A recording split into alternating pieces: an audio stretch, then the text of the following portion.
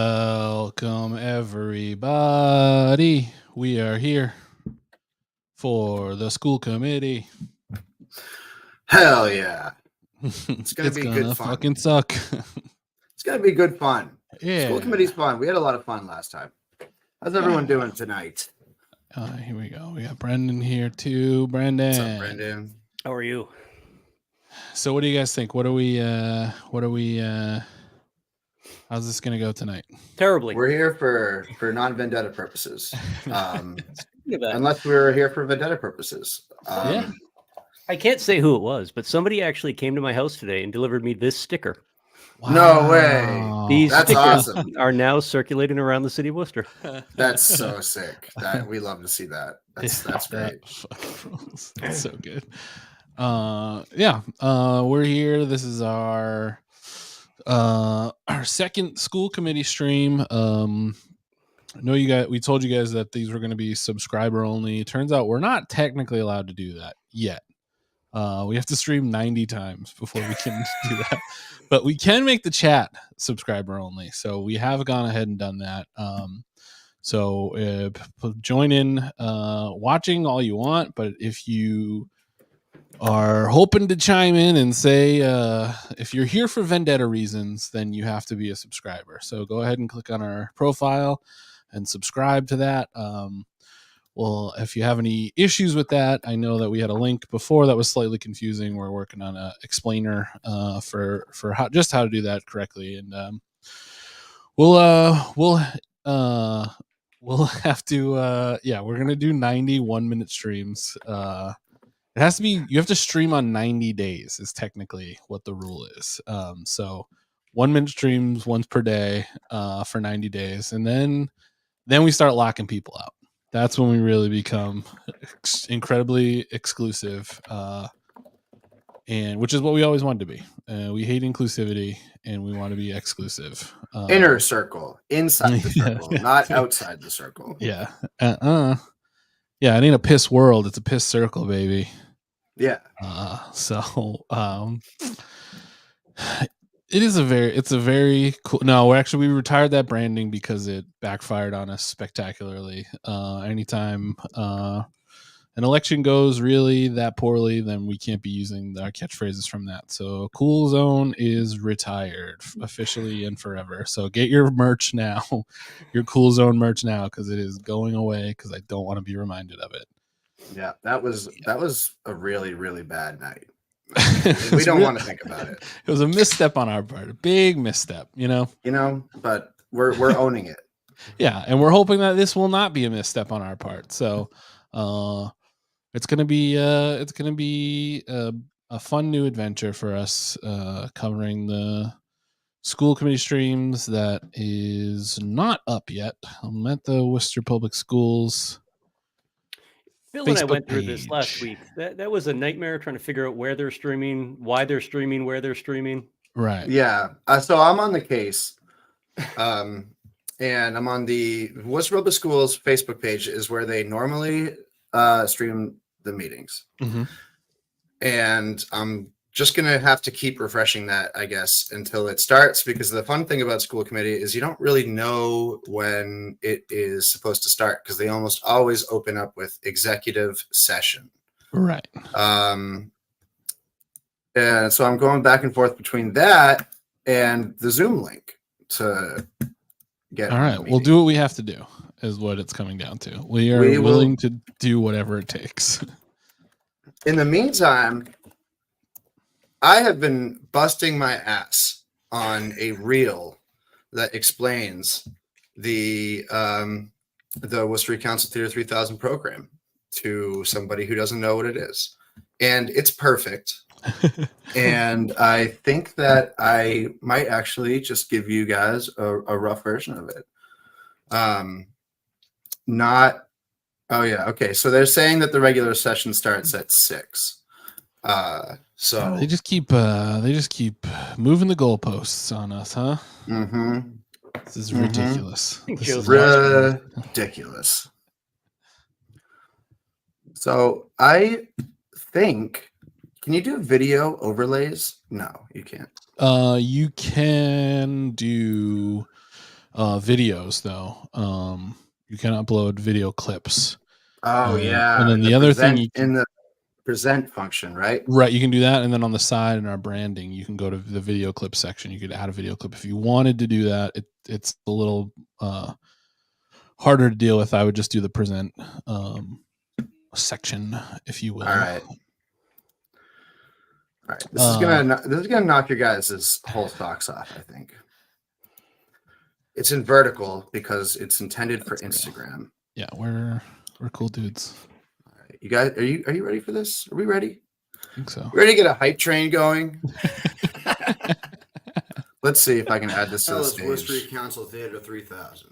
Here we go. Mystery Science Theater, but for municipal politics in a mediocre mid-sized city, and it's live on Twitch. We goof, we spoof, and we marvel at the characters that comprise our little political backwater. Dear Donna, Ario, fuck you. Every Tuesday night, we watch the city council meetings. We've been doing that for 3 agonizing years.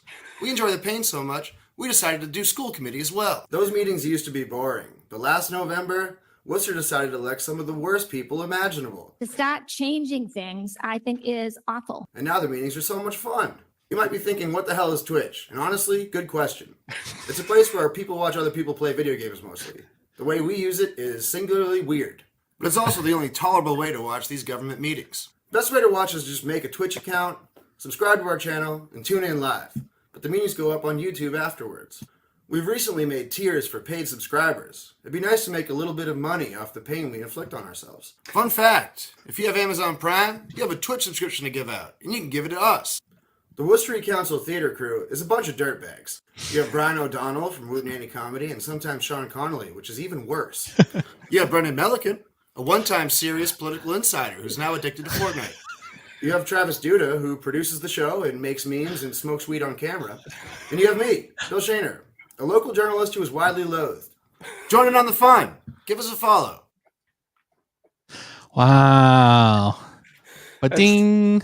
Masterpiece. Absolute thing. masterpiece. That is That's some good editing, Bill. I'm just a wizard with iMovie, man. Can't wait to throw that one up on the grid. That's really Yeah, give it some golf claps, everybody. It was actually incredible. Hell yeah. Yeah, you know what? Don't worry about that, Troubler. It's fine. There was echo? Well, just because you were in the recording, because you were recording in that room, there was a little bounce, but it's fine. It sounded good. It's gonna sound great on Instagram in mono. Don't worry about it. All right. Don't let Troubler get into your head. This is what Troubler likes to do. Troubler likes to get on you're playing Pal World on the stream and tell you that you're doing it wrong, and then say that you're not cool because you're not playing on a gaming PC, and really throw you into, spiraling out for the next couple days. So don't worry about Troubler. What a piece of work. We love you. Yeah, so that was it really distills it down to what it really is. The essence of the program. We're dirtbags, we're trying, and we're not good, but we are here. We're here, and we've been here a long time. And points for showing up, right? Yeah. I'm all about collecting those points for showing up personally. Doing the bare minimum is what my entire life has been dedicated to, and I don't plan on stopping now. So we got what on the agenda? We have Let's take a look. One item for reconsideration. Speaking of dirtbags, Maureen. Okay, so this item for reconsider, I'll drop the agenda link in the chat. This item for reconsideration for people who are watching with us last time is awesome, because this vote was 8-1 against Maureen Benanda. Mm-hmm. She lost big time. She didn't even have her cronies with her on that one. And what she's asking for is pretty monstrous. Like, it's like literally just letting people walk the stage at graduation if they have to finish up a couple credits over the summer. You have to be within 2 credits, and you have to be already enrolled in summer school. Yep. Right. And she hates that. Like, that clip that was in the reel is her talking about that item. She said to change things is awful. She wants punishment. She wants to punish the kids. And now she's asking the school committee to vote again on this, like, just pointless punishment. And it's going to fail again. It's like, if she gets her people with her, it's going to be a 6-3 vote instead of an 8-1 vote. And I don't understand what she's doing there. There's no room for discussion on this one either, is there? Because it's up for reconsideration. It's right out of the gate. I don't know what the rules are in school committee, but in the city council, you can't speak more on an item. It's reconsideration. It's just a flat vote, right? Yeah. I mean, I'm assuming if people are in the audience, they could speak to it, but I think a reconsideration vote, like, Maureen doesn't get to speak on it. No, well, so the way that the city council uses reconsideration is weird, because they just use it to, like, affirm the vote. But I guess what could happen if, like, enough people vote yes to reconsider it, I think it puts it back on the table. Okay. I think. I don't know. I might be wrong about that. Like, say there's like if it gets 6 or 5 votes to reconsider it, then I think they could talk about it again. But it's not going to get 5 votes to reconsider it. Like, Maureen's going to vote yes, and at best 2 other people will vote yes. So it's very, very stupid. And I don't think that you can talk about it if that vote doesn't go the correct way for her. Like, right. In order to talk on it, that she'd have to get the vote, and it's not going to happen. I mean, I hope she does get to talk on it. because that would be hilarious. Yeah. If we could get 2 hours of Maureen just talking about why it's important to punish children for nothing, like, yeah, Yep. I'm here for it. Keep that train rolling all day. Yeah. What we're finding out is that she just likes the abuse. That's her right. We don't kink shame here. Any other? Yeah. So the big thing normal is shit, right? the big thing is going to be the budget presentation, and that's probably going to be lengthy and a little dry, but that's okay because that's important. And after that, there's really not a whole lot. There's a couple orders from Kathy Roy and what's her face, Diana Biancaria, that are sort of interesting. But where are they? I'm looking them up right now. For what it's worth, Bill, too. I mean, that budget presentation, just in the sense that we haven't been covering school committee that much, for the people who are paying attention, you'll get to see 11-time back-to-back world champion budget guy Brian Allen do the presentation, and he's one of the people that works for the city that actually knows what they're doing, Right? like, Yeah. to an astounding level. So probably a good thing for people to pay attention to, that just to remind us that we do actually have competent people working in the city. They're just often overshadowed by the sewer creatures that suck up all the oxygen in the room. Yeah.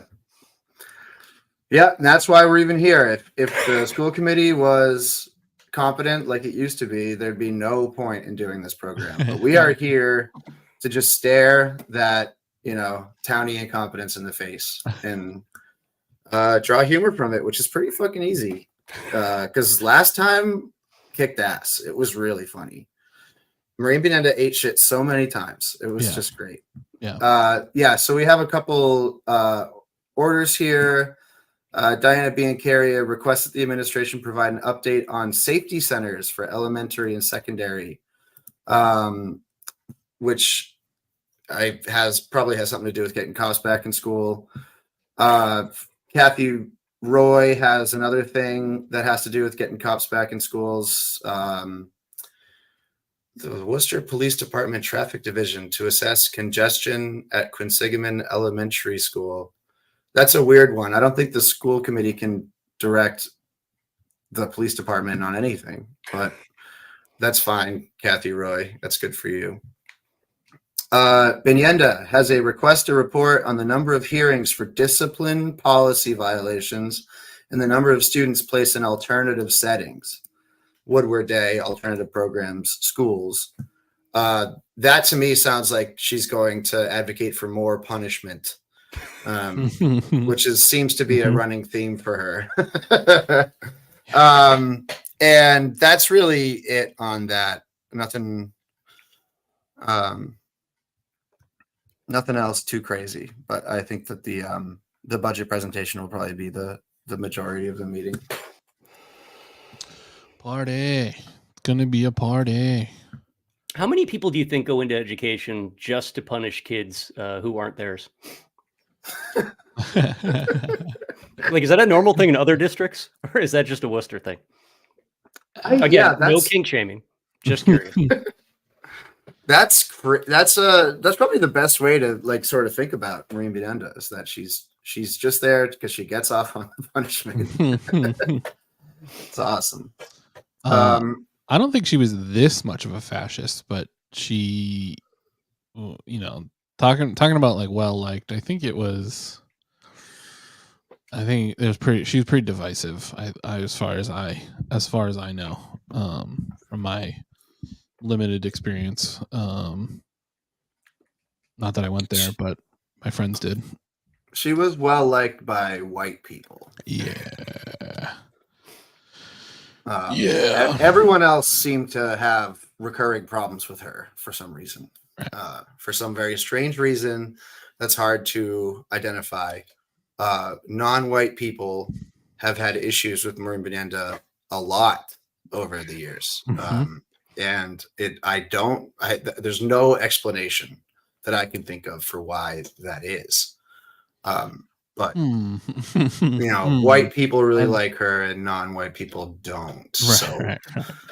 it's a coincidence. I don't know what else. I don't know what else it could be. We'll have to keep. Yeah, we're gonna have to keep thinking on it. I guess is what we're gonna have to do.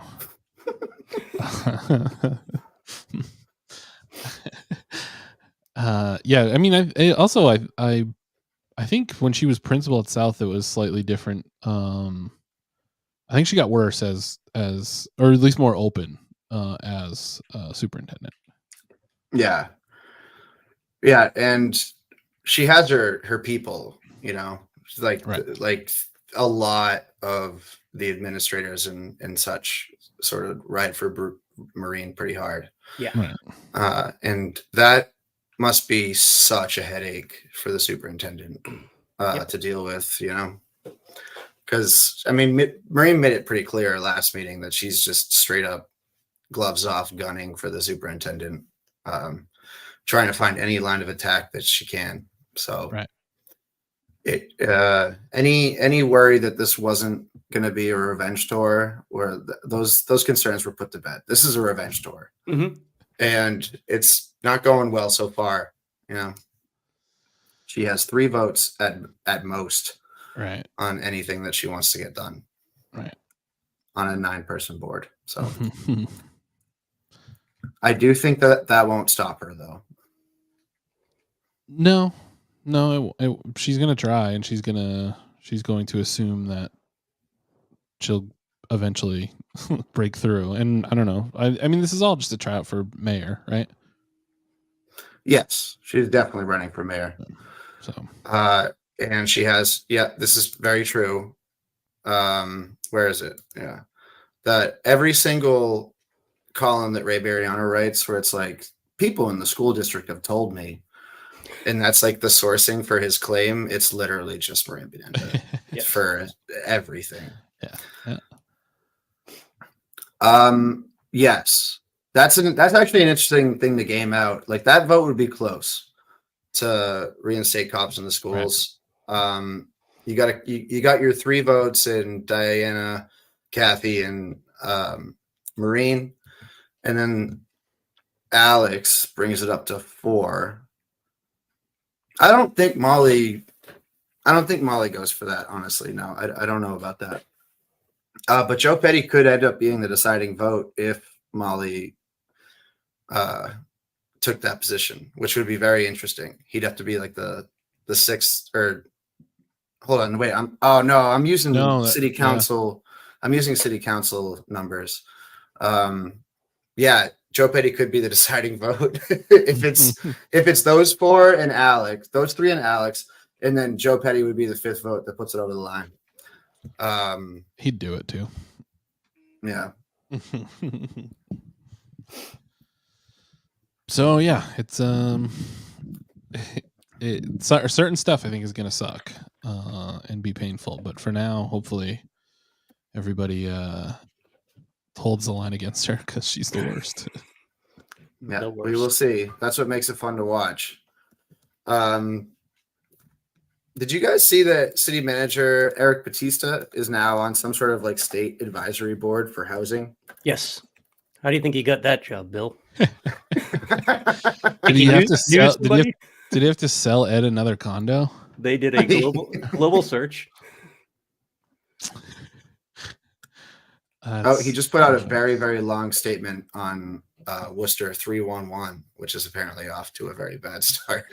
I thought we implemented that like 20 years ago. I'm shocked that isn't a thing yet. I just thought I didn't use it. He said, right. "Oh, this is a funny statement. We should look at this right now. I'm going to take a screenshot and throw it up." People are like up in arms because like they tried to report streets that needed to be plowed through the 311, and they were just getting like auto cleared, and the streets weren't getting plowed, which is awesome because like one, people are expecting way too much of the 311 service if they think that that's like actually something that's going to happen, and 2, it just shows how useless it is. Right. But here we go. Statement from the city manager. I, along with my administration, understand and acknowledge concerns that were recently raised regarding Worcester 311 app. that are reportedly being closed out before the work orders are completed. This is unacceptable. My administration is currently looking into this and working to ensure this is mitigated in the future. What a weird place to draw the line, like that's unacceptable. I don't know. There's a lot of unacceptable stuff, but I don't really think that's one of them. Two somewhat related thoughts on that one. Right, I saw they got a somebody, great programmer. They just I saw somebody on Reddit was giving Mo credit for their street being plowed.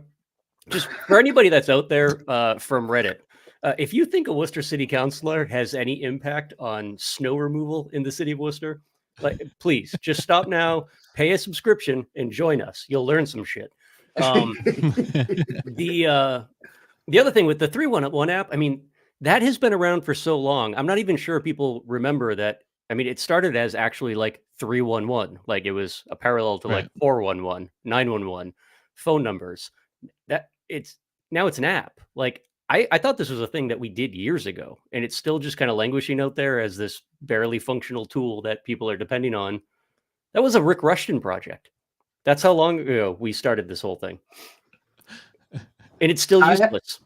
I mean, like, if you have a better way to communicate with City Hall, that's not good if they're just still not going to do what you say. Right. You just have a better understanding of the fact that they're non-responsive. Yeah, they're not responding. It's like a complaint box that goes right into a shredder. Right, exactly. They're just buying time. Yeah, it comes down to. It's just a way more efficient way to get ignored. And efficiency is what we're known for here in Worcester. So right, for sure. Yeah. Yeah, with our 1984 zoning codes. What is it? Is it? I think it's 1984. Do you mean like the book or? No, the year that they were last updated. I just mean because they're so dystopian. Joe Petty is 1984. How do you make that argument? Big brother. Big brother?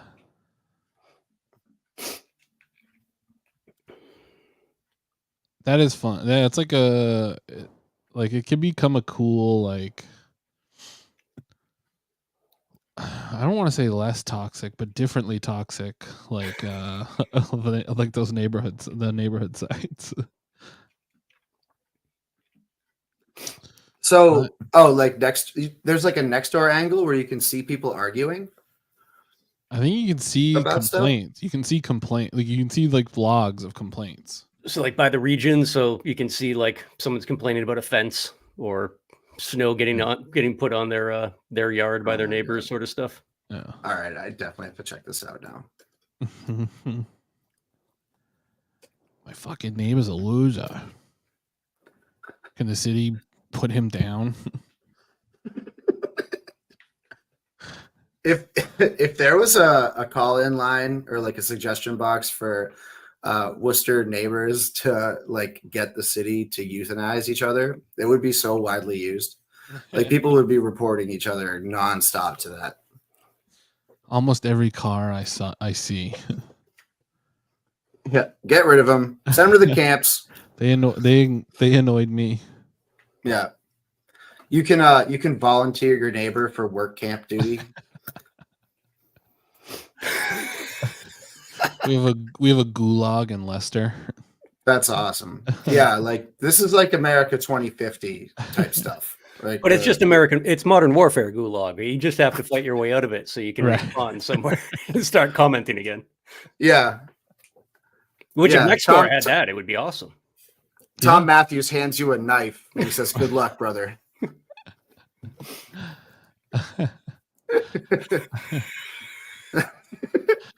Worcester of the future. See, we're helping. We've hired a DEI consultant to examine the racial disparities in our work camps. We're going to pay them nothing. And Oh, and, whoops. and They hope, quit. and hope that they somehow create their own power. Yeah.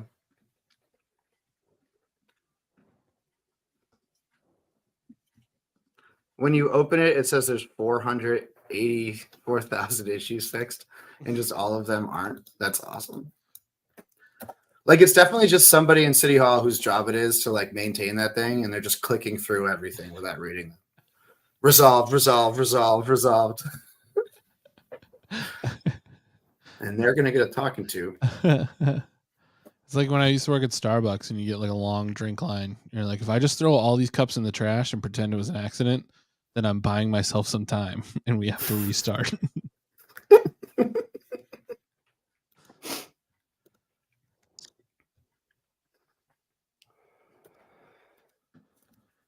Let's see here. It's an impossible challenge. A literally impossible challenge.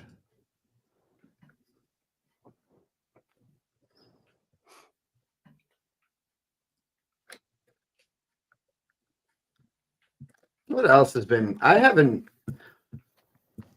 checked the news today because I was too busy spending literally my entire day making that reel. Worth every second. That took so much time. Well worth it. All the restaurants in the Canal District are officially closed. Yeah, I'll have to write about that this week because it's getting crazy. I mean, who knew? Who knew that District was still open? Right. I don't know. I never had any plans of going there, so no, couldn't be me. But it is. I mean, to all happen at once is so interesting. So District, which is where Smokestack used to be back when it first opened, they closed. Blackstone, which was the old Hangover, that closed. Obviously, Lock not enough 50. drug money. All within like a week, less than a week of each other. It's bad news down there, which sucks because it used to be real popular. Yeah. It's like it had changed? Yeah, Maker Lane. Yeah. What what changed?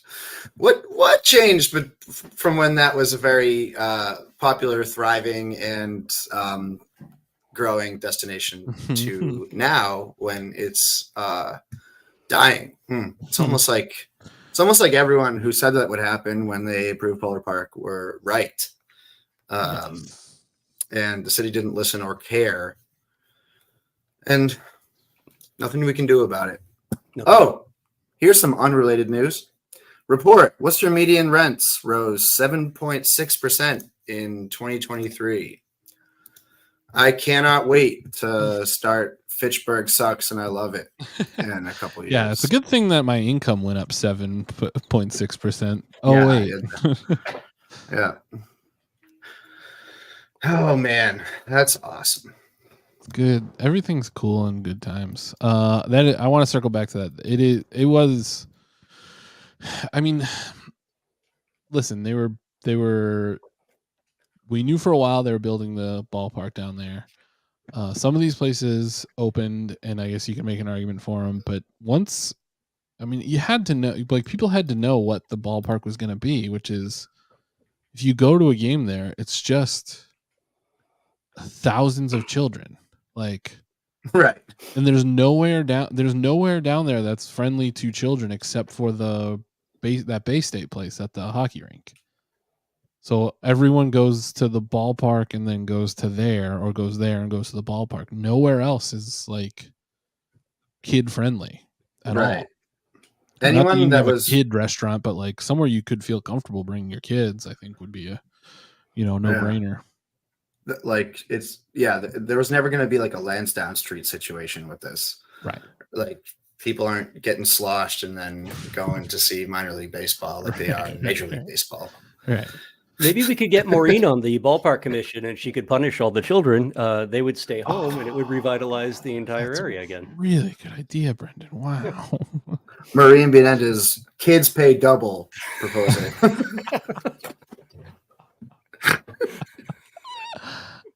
Need to learn the value of $1.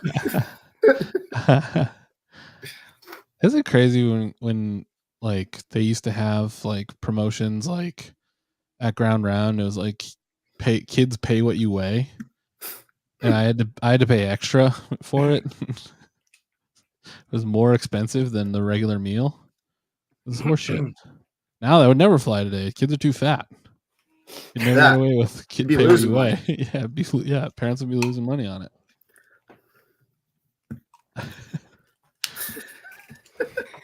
Yeah, that was a wild story, huh?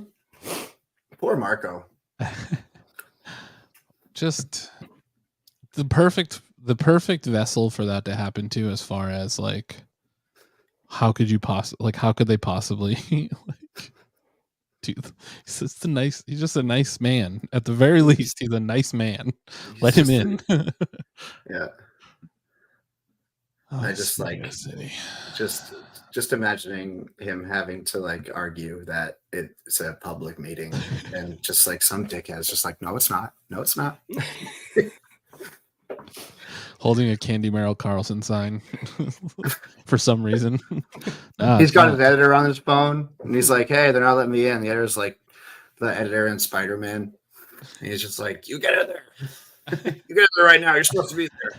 It's like, okay. Now, what is this city that you're calling me from? I'm the editor of 20 newspapers. Yeah, he has to call someone in Dallas, Texas. Yeah. What a country. I love it. It's great. All right, 6:00. Let's see if we got a feed here. Nope. Ooh, they're making us wait. Oh yeah, they're making us sweat. Trixie. There is also, we do run the risk of just the meeting isn't streamed. Yeah. What was there was a Zoom link too, right, Bill? Isn't that what we found last time, was the Zoom link? Yes, I just tried the Zoom link. Oh, okay. And it's still not starting. So we'll give it another couple minutes. Yeah, they're in an executive session, so very well it could be running long. Yeah.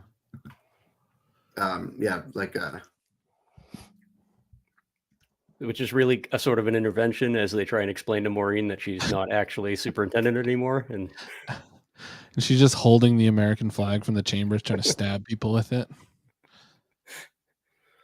Maureen's trying to figure. We got to get rid of busing. Wow. We got to make the busing out house.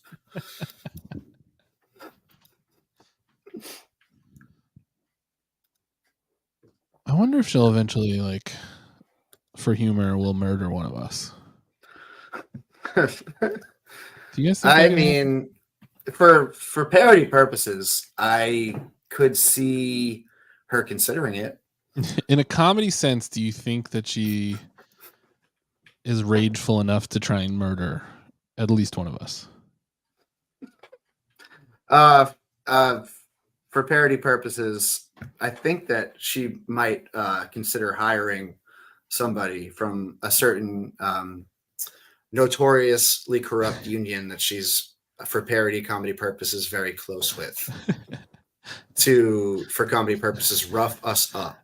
I think that thought has probably crossed her mind. Yeah. For humor.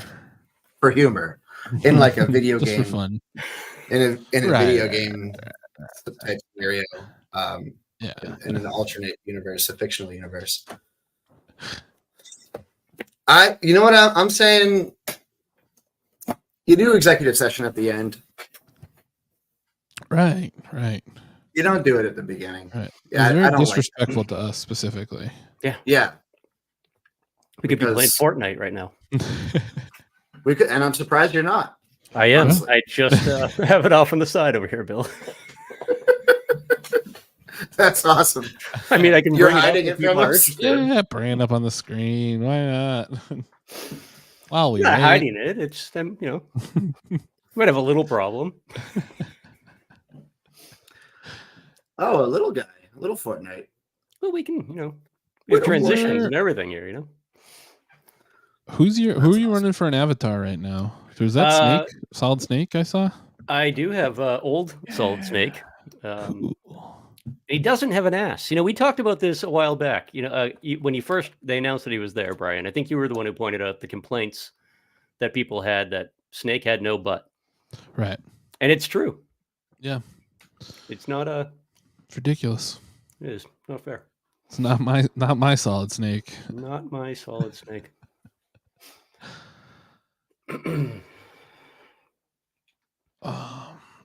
I haven't played a Metal Gear Solid game since Metal Gear Solid 2, I think. Maybe 3. Because I have no life and I'm old, I watched I listened to, I fell asleep to it, like a 5-hour video that on YouTube that outlined the entire timeline Ooh, of that Metal must have Gear been Solid universe. very confusing. It was awful. I woke up and I needed therapy. Yeah. That was a Yeah. lot.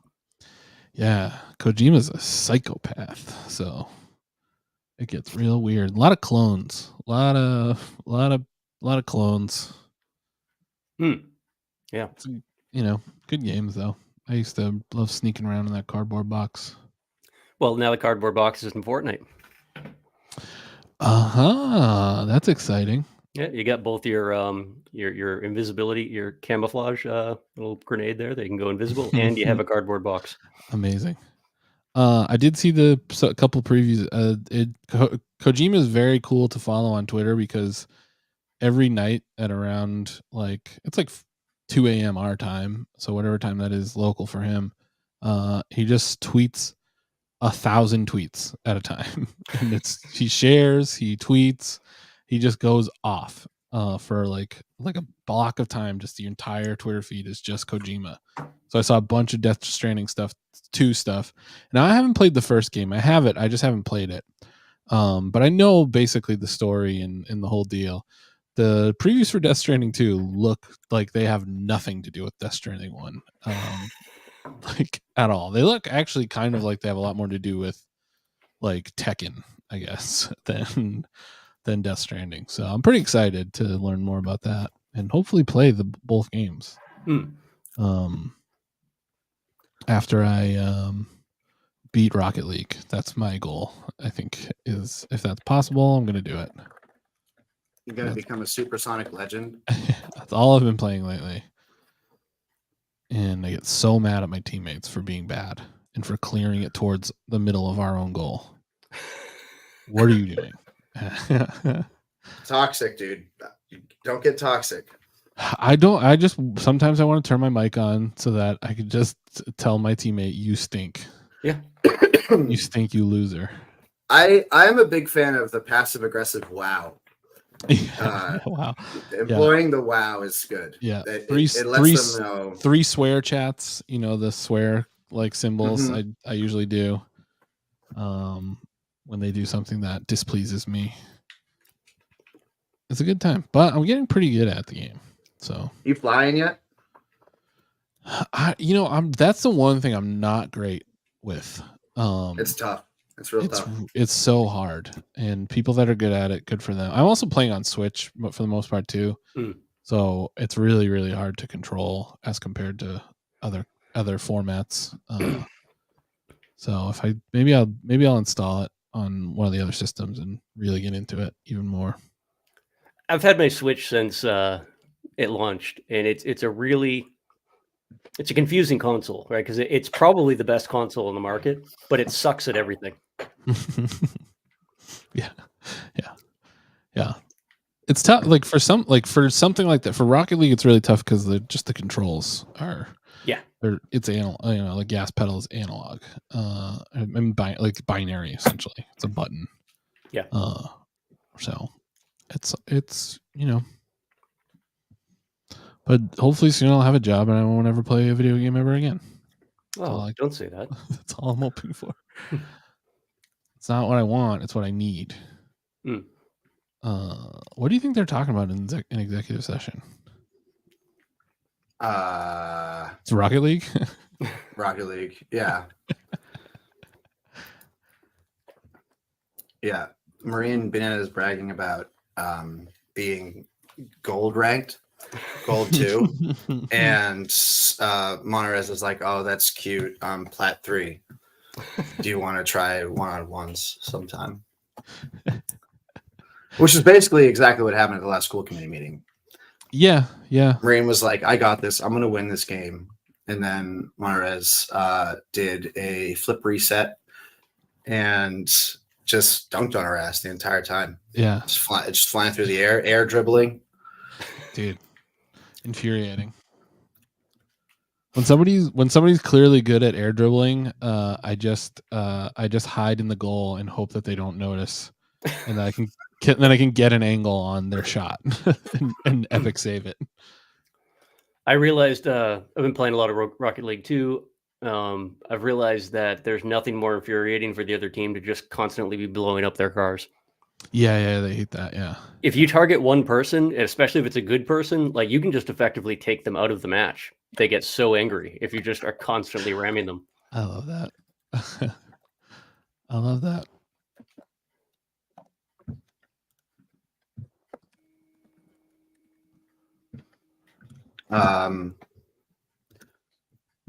I'm considering, depending on how dry of a meeting this is, I might set up a kitchen setup and make my fajitas on the stream. Wow.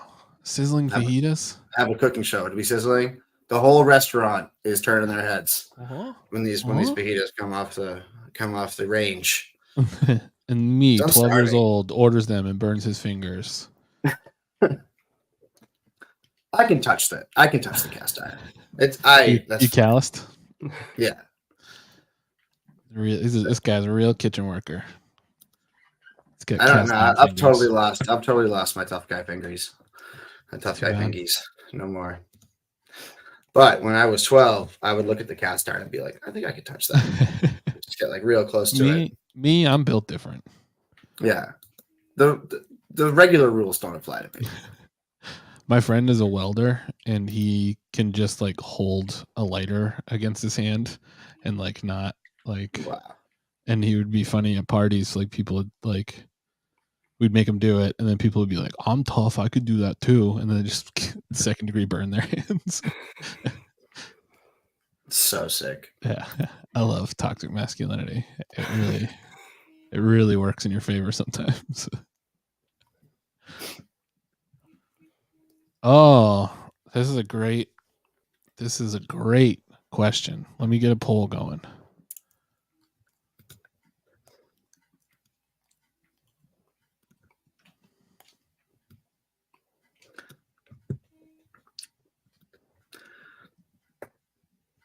Wait, we can get polls going? Oh yeah. What should be your first drink of wet February? Wet February is a disgusting term. It is absolutely vile. It feels so bad coming out of the mouth. Wet should February. Damp February. Moist February. What are other drinks? Gin and tonic. A nice crisp gin and tonic with a little lime in it. Stir it up. That's pretty good. Stir it up. Here we go. I got some options. Let's set this duration for 5 minutes. Me and Katie went out last night. We went to Ralph's, and because I was celebrating, got an Arts Council grant. Had to celebrate. Congratulations. Yeah, thank you. So I celebrated a little bit too hard because that's what I always do. And I did karaoke at the end of the night, and I did Sharp Dressed Man by ZZ Top.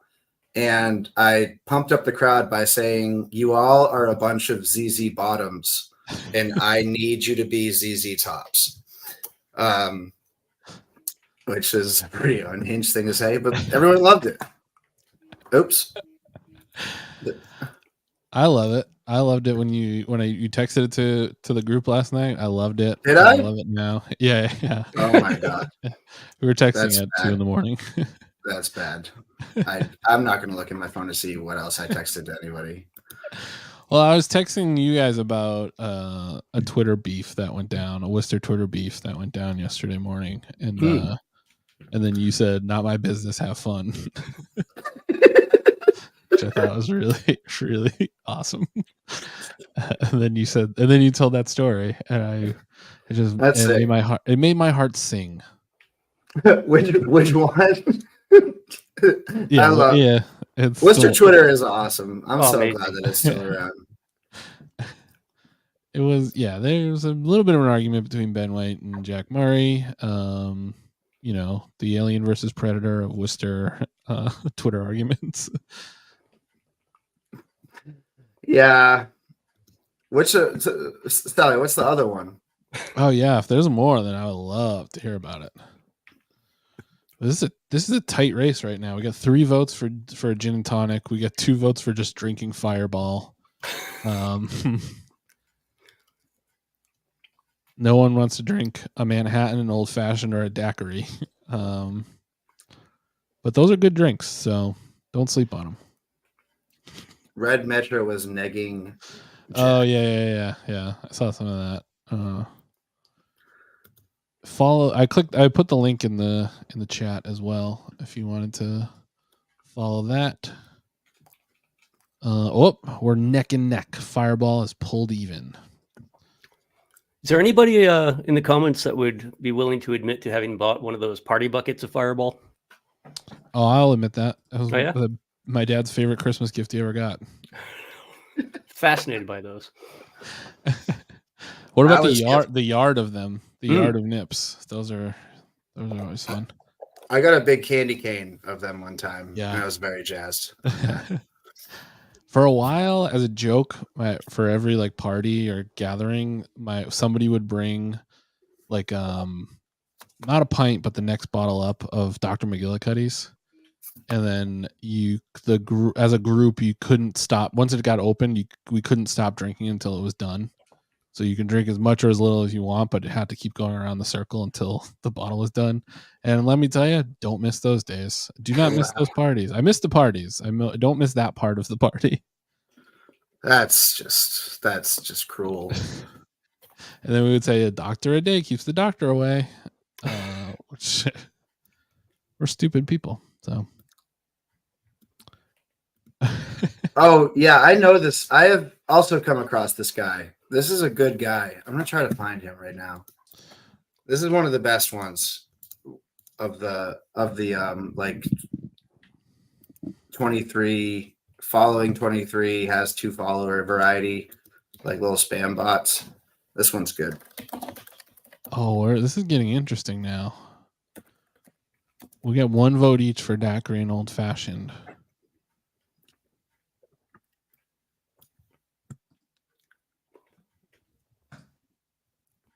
You know who makes probably one of the best old fashions I've ever had? Sean Courtney. Oh yeah, classic. Just a classic old fashioned. Delicious. We were there one time. We were at Nick's one time ordering old fashions, and my little brother's friend, he's used to drinking Bud Lights his whole entire life. He'd never heard of another drink, I don't think so. He was like, "What are you guys drinking?" We're like, "Old fashions." And he was like, "Okay, I'll have an old fashkin too." And for the rest of the day, we were like, nobody correct him, and he just kept ordering old fashkins the entire time.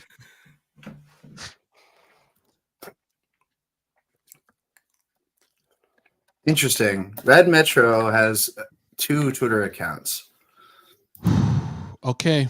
Oh yeah. There's a story there. We have the final results.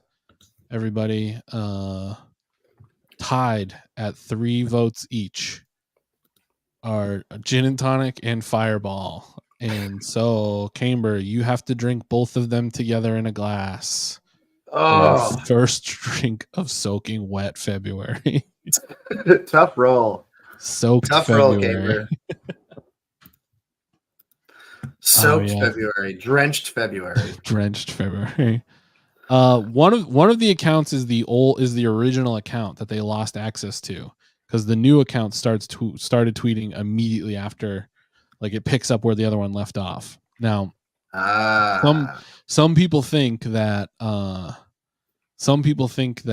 it was somebody like that Jay Given lost the account and Colleen West started the new one.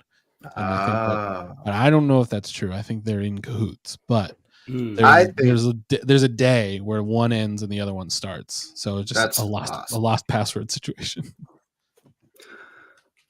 We just got to keep calling him Jay, even if he's not, Yeah, I don't care. Yeah. Jay Given, we have his address. We can give it out. Yeah. if you want to like be aware of where this guy is at all times. As you should. Yeah. Oh my for your own safety. For humor. Wow. Yeah, the way that Red Metro inserts themselves into the Jack versus Ben is pretty good, honestly. Yeah. Which, it's not nice to talk about people's looks.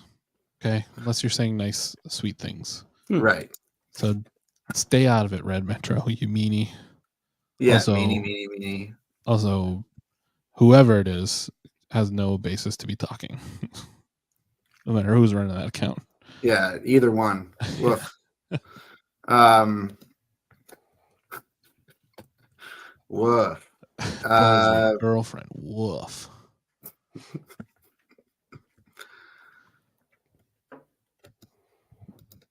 Man, they're having a great time in executive session, huh? I know. We're waiting. Have we checked the Zoom link lately? I have the Zoom is Prime. It should open as soon as I'm allowed in, but I'm also refreshing the Facebook page. So I don't know.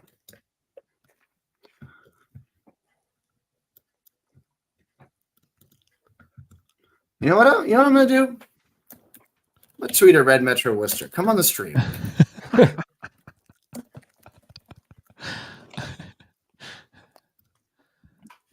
We'll see. I just fired that one off.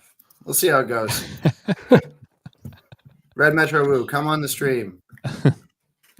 Jay, show yourself. That'd be really, really fun. That'd be some of the most fun I've ever had in my life if we got Red Metro Worcester on the stream. Yeah. Be like, whoa, I didn't know you were trans. You think that's what would happen? No, I just think that like for that kind of person, if you just were like super supportive and yeah, it would short circuit their brain. If you just like took it for a given and you were really supportive of them. I'll say Maureen Benenda is also a shitty person in person. So, yeah. There you go, Jack. Stay strong. Don't give in. Don't ever give in to Jay. Give in. Don't give in. Don't give in. Jack, what are your thoughts on Jay saying that your uncle hates you? That's what I was more interested in finding out.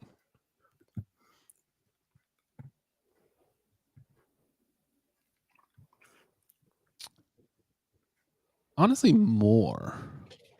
Because it's like in your face.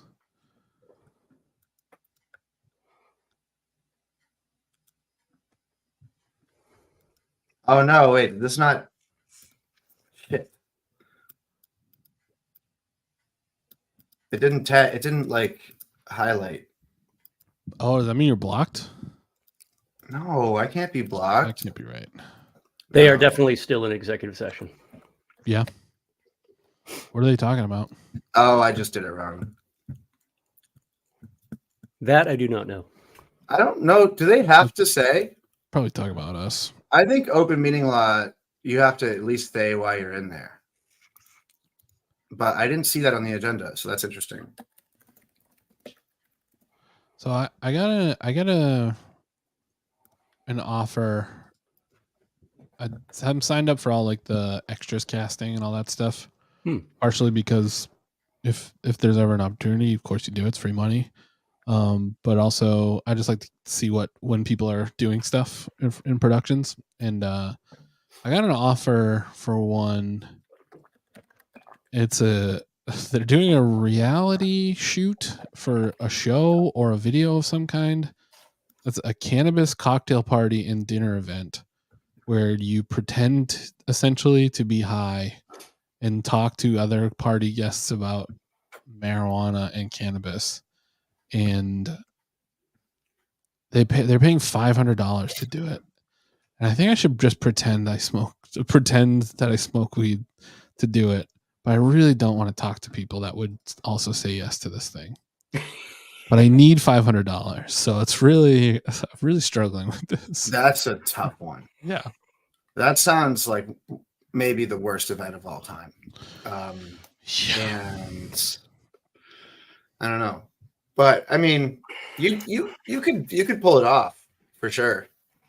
What if I go and I show up in one of Seeming stoned. remember those big Cat in the Hat hats with like weed like leaves all over them, like pot leaves all over them, and I'll wear like pot leaf sunglasses and I'll wear like a big wallet chain. You think that'll sell it? Yep. Bring That'll some do devil it. sticks. Bring a hacky sack and you're in. Gotta bring a hacky sack. And then you Yeah. go and like, yeah, I cut it open and I replaced all the beads with BBs, so it's heavier. It's better control. Wow. And they'll be like, oh, this is fucking king marijuana. That's so sick. You're the best guy at being stoned. No one's ever been better at being stoned on weed. Whoa. Oh, yeah. Okay, so here's what they're working on. I just skimmed by this. They're negotiating with the Nurses Association Hmm. and the transportation mechanics via the Teamsters. Oh, yeah. And there's a lawsuit, Anna Karam versus Worcester Public Schools et al. Superior Court. Acquiesce to all their demands. I am going to look up this lawsuit while Hell yeah. we're here, and I'll put a little screenshot up in case anybody wants to join me. I'm going to be right back. All right.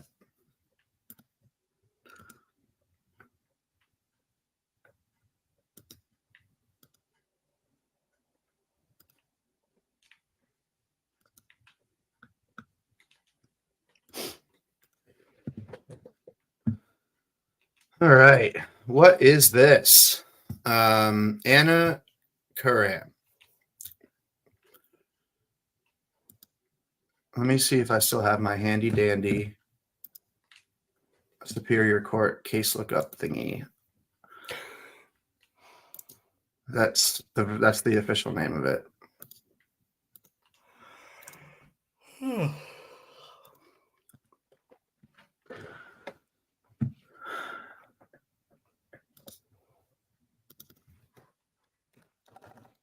Massachusetts Court.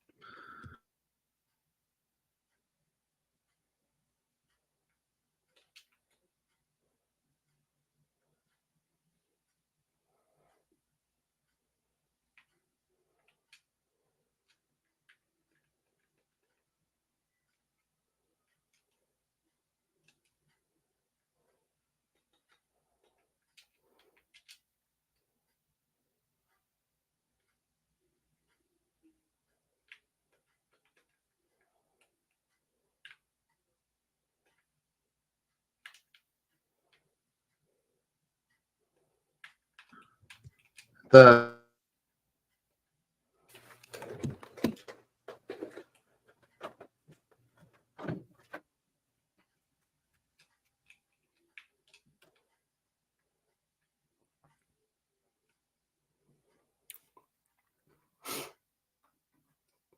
Apparently, I'm holding down the fort now, huh?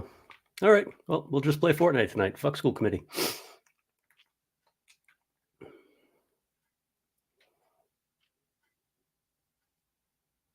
Did Bill freeze or did he just disappear? I turned my head for a second and he's gone.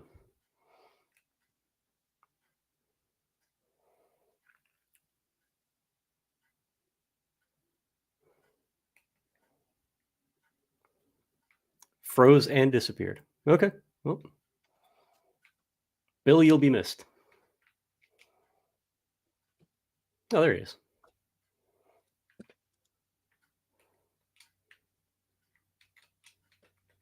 Are we back? My internet cut out. Oh, yeah, you're back. Pretty bad. The internet is bad today.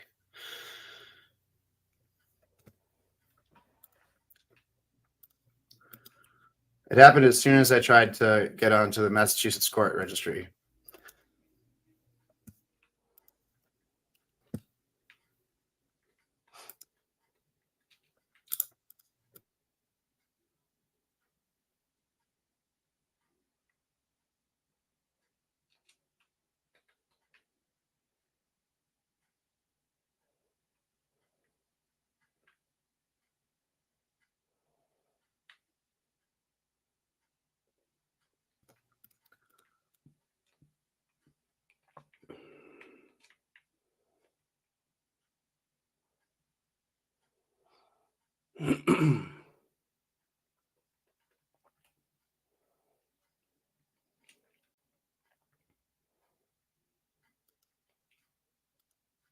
Bill, did you freeze again or are you just looking something up?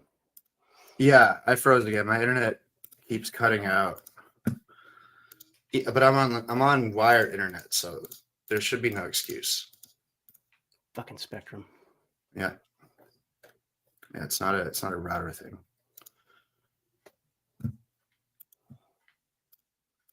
There we go.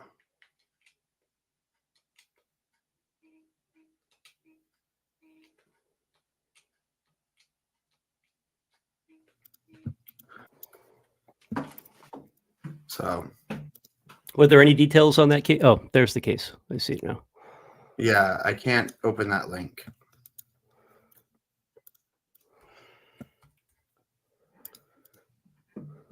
But every once in a while, the Massachusetts court case thing will allow you to download the PDF of the complaint, which is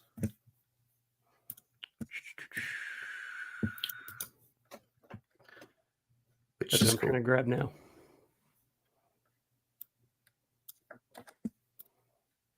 It looks like it's a discrimination case, but I don't have the docket here. So if it's from 2021, that might be why this is taking so long, because that's Marine's time.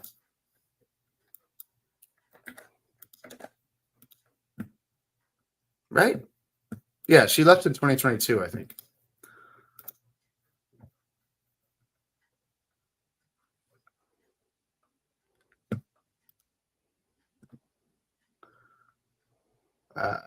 I got it finally.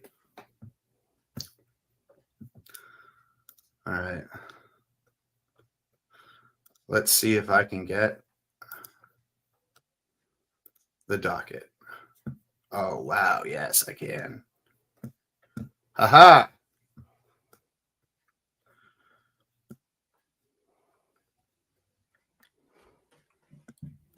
Look at that. We're all just doing journalism together right now.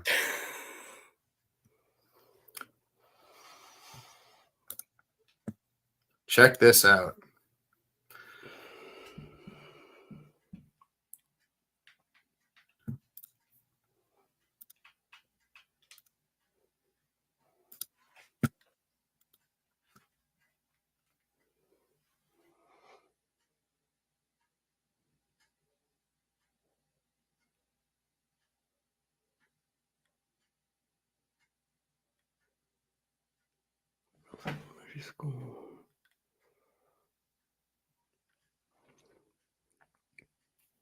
Bill, I can't tell when you're frozen or when you're just reading. I'm guessing frozen again. Good guess.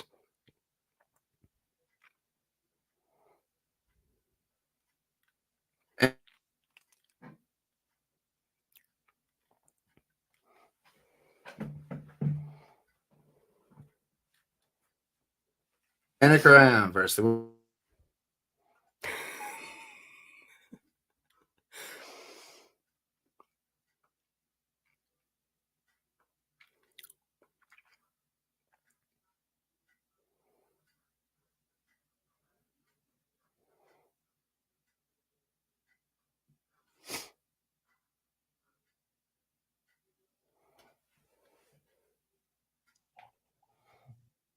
Hey, I get 2 bills. What the hell is going on? I don't know. I like it though. Yeah, I don't something not.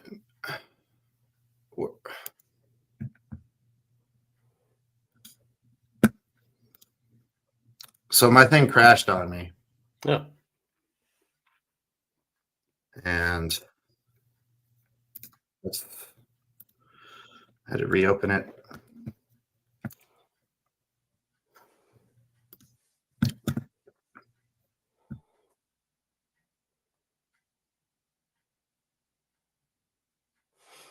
Wow, that's a terrible place for you to freeze, Bill. Your dead eyes right now. Beautiful eyes, but dead.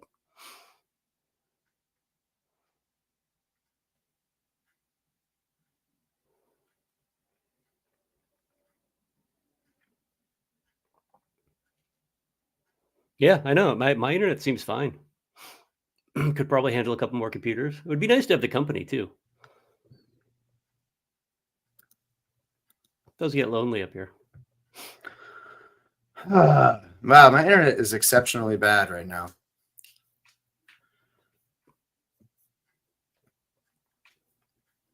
I'm running a speed test. You're Yeah, still not up? 17 for download. That's pretty lousy. It is pretty lousy. Oh, we got school committee now. Nice. Here we Live go. 2 minutes ago. My internet is so bad that I don't think I should be the one to put this up because it's crashing. So I'm going to put this in the private chat. I put the link. I'll pull it up.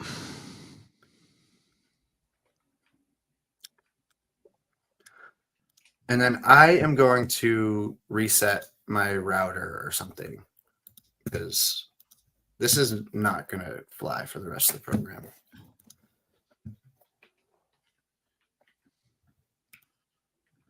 Yes.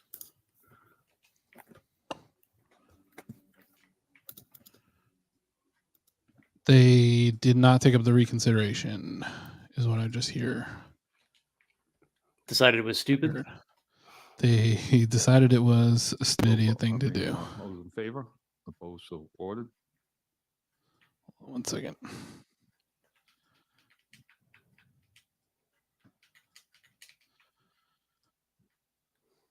Public comment time. So no on the reconsideration. We'll come up to yours in a second. This your name and state your residence and item number? My name is Chris Oconee, and I'm a resident of Worcester. I want to speak on 2 items, item 4-14 filed by Ms. Biancaria, and item 4.18 filed by Ms. Linda. No, that nobody spoke on it. They just took the vote. Centers and requested the report As far as I also could include tell. comparative data concerning these centers or like offerings over the last 10 years. Regarding Ms. Beninda's item, I also hope the committee will include in the document a full reporting of hearings and referrals over the last 10 years.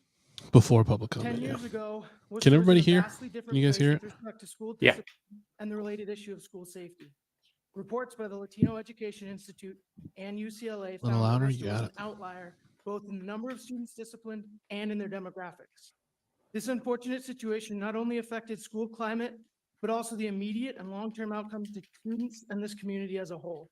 The policies and practices in place at that time were and are unacceptable and unsound educationally. The social isolation and social disruption as a result of the pandemic ushered in new challenges for both kids and educators. This crisis has been documented by the American Academy of Pediatrics, the American Psychological Association, and other professional associations. Young people For that need lawsuit, that's the link. approaches that focus on their support and development, not on exclusion and punishment. A significant body of research has emerged Pay attention, pal. We're only here for the approaches punishment. to discipline that advance pro-social behaviors and values. This approach is the thread that runs through portions of the strategic. Yeah, plan. that's true. Well, back there, Set of looking promises fucking was developed awesome. with broad and deep community That's a input school and committee broad fit. education That is experts' one of the participation. I'm most concerned school that committee items fits, recently filed the most fitted suggest school that the committee approaches fits. articulated therein will not work in Worcester as they have in other districts. I believe that we must have faith in the research, in proven practices, in the skill of our educators, and the promise of our students. And I believe that we must continue with the transformational work stated in that document and advanced by the current district administration. Thank you. Thank you. Anybody else? Just your name, city of residence, and the item number.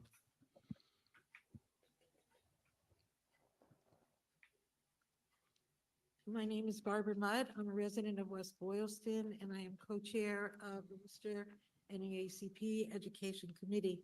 I'm here to speak about item 3-157.2 that allows students to graduate two credits shy of the required credits, which passed at the last meeting for very solid reasons. It's very concerning to see this raised again in a way that feels divisive. Community partners, community members, families, and students are in support of policies that support the children and families of Worcester. This is one such policy. This is a policy change that says to students, we care about you, we care about what happened to you, we want you to graduate, we want you to succeed. We can't know who the students are that are two credits shy. Is it a student who's been living with homelessness? Is it a student who has food insecurity? Is it a student who lost a family member to COVID or other illness? Is it a student who has struggled with mental health issues? Is it a student who does not have English as their first language? I spend a lot of time on the streets of Worcester talking to families and children, and I know that these are very real issues. I don't work in the Worcester Public Schools, and I don't know which administrators or staff are not in favor of this policy. But I would say The to bad them ones. that what I have been seeing is leadership that is leading with compassion, and that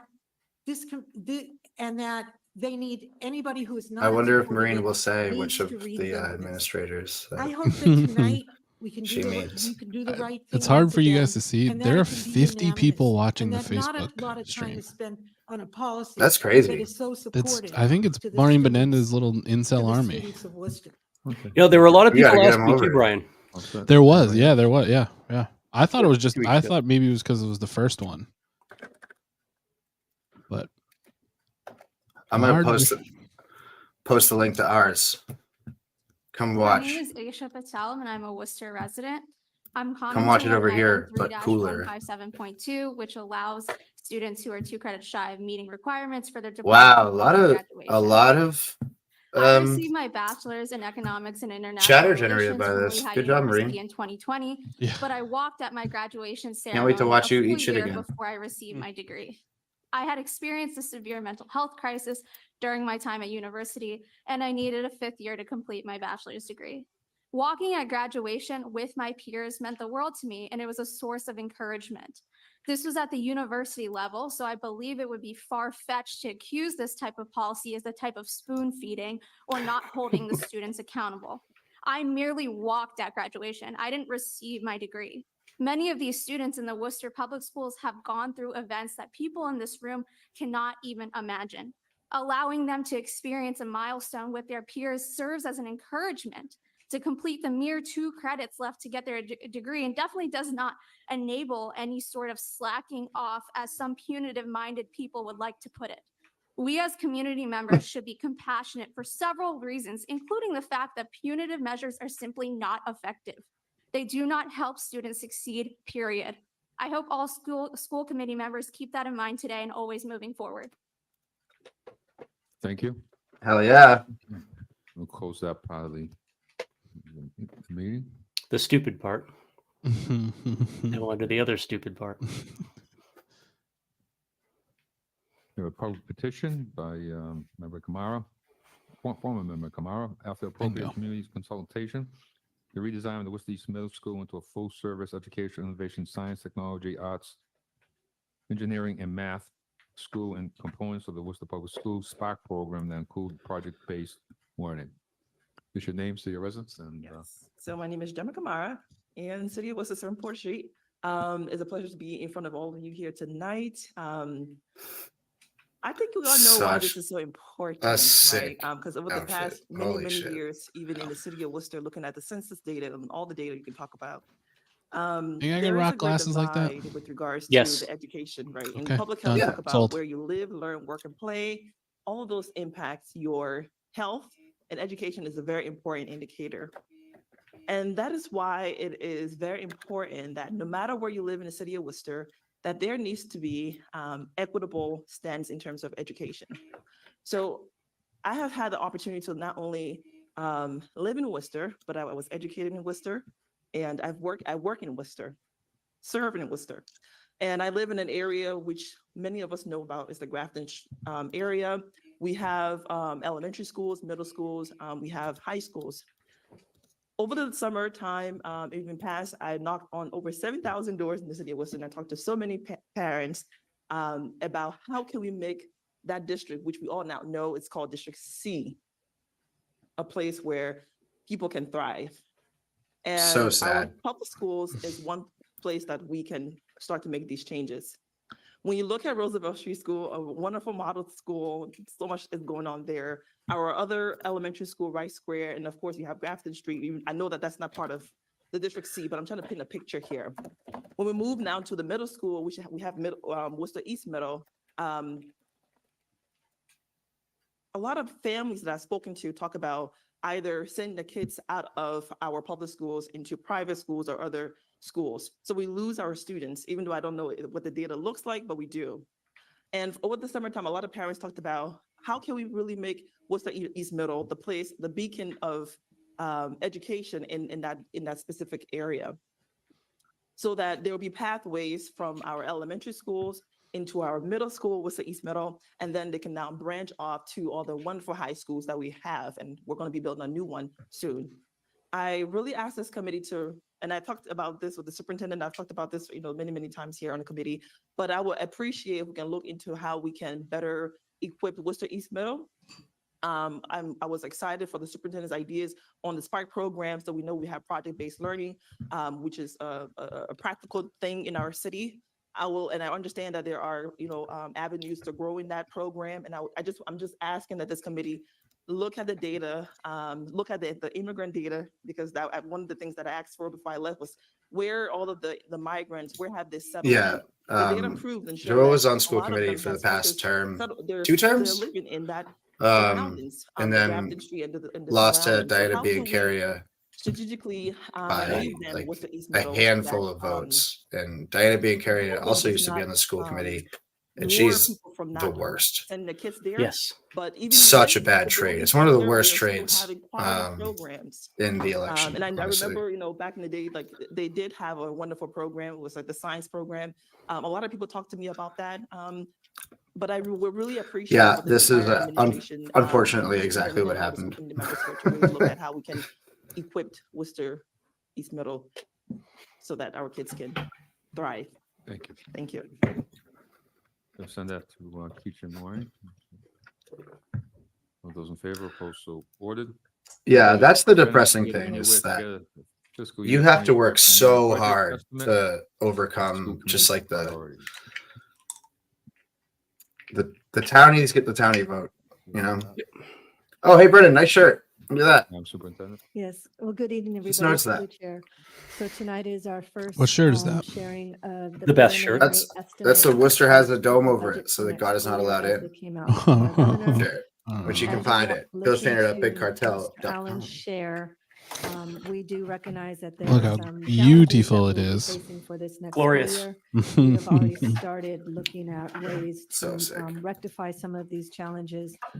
And we will be also engaging with our various stakeholders to give input as to how we address this potential shortfall for Worcester Public Schools. Sad fish. Thankfully, we believe it will be a one-year challenge, not an ongoing challenge, but it is that transition out of ESSER, applying SOA. That was And then. Bill, the people moving want the forward. graphic as So with a that, I'll turn sticker. it over to Mr. Allen. Thank you. That is doable. Here we go. Through the chairs. 11 time back-to-back world champ budget guy. The first version of the FY25 state budget last week. Well, the House and Senate Budget fish, will budget release the fish, version budget in the upcoming fish. months, and could possibly change some of the budget assumptions. We have a good sense of our expected funding levels for next year and our budget planning for this spring. This evening, the administration will provide an overview. Of I love revenue that cost Bucky estimates fish so at much. this point, I wish Travis was the here. assumptions and budget drivers affecting the FY25 budget and the FY25 budget next steps. The approach of The school FY25 committee budget has will be actual rooted power in in the way that achieving the aspects of the district's city council really strategic doesn't. plan, which were based on resources needed to achieve the annual goals established for the And also superintendent Joe in a manner Petty. that directly supports school. Well, I and guess district he's doing improvement this one plans. too. I don't know. Administration. Yeah, but he will has more use these ability guiding to- documents that to directly support vision of a kneecap learner, the reading city levels, council than the and school student committee. engagement. Yeah, that's true. That's very true. The FY25 budget is framed by the following themes. Brian, that box behind you, First, is that enrollment, product placement? Level that is essentially flat No. from last year. There's a weird bottle coming in and out of focus. I think you're trying to sell me something. But does represent It's the my- second it's just year my enrollment Nalgene. increase after 3 consecutive years of enrollment decline. You don't have a As Stanley you'll see, cup? the low I enrollment just learned decline about what that directly is. affects our Apparently revenue. No, sorry, I don't. Howard. I don't want to drink lead. The inflation factor used Did to you hear about adjust that? the There's- foundation budget They use for lead in the rates liner. is very low at Jesus. 1.35% after 2 years of capped inflation. There's going to be a lot of 4.5% female of serial killers in a couple of years. Slow inflation will have the greatest impact on our district revenue for next year. Yeah, they also use ergot. The FY25 government Seems budget is bad. the fourth year of funding for the Student Opportunity Act that was enacted in 2019. It You know, continues my to funky be ass 1/6 is just target using a goal regular next cup, year. right?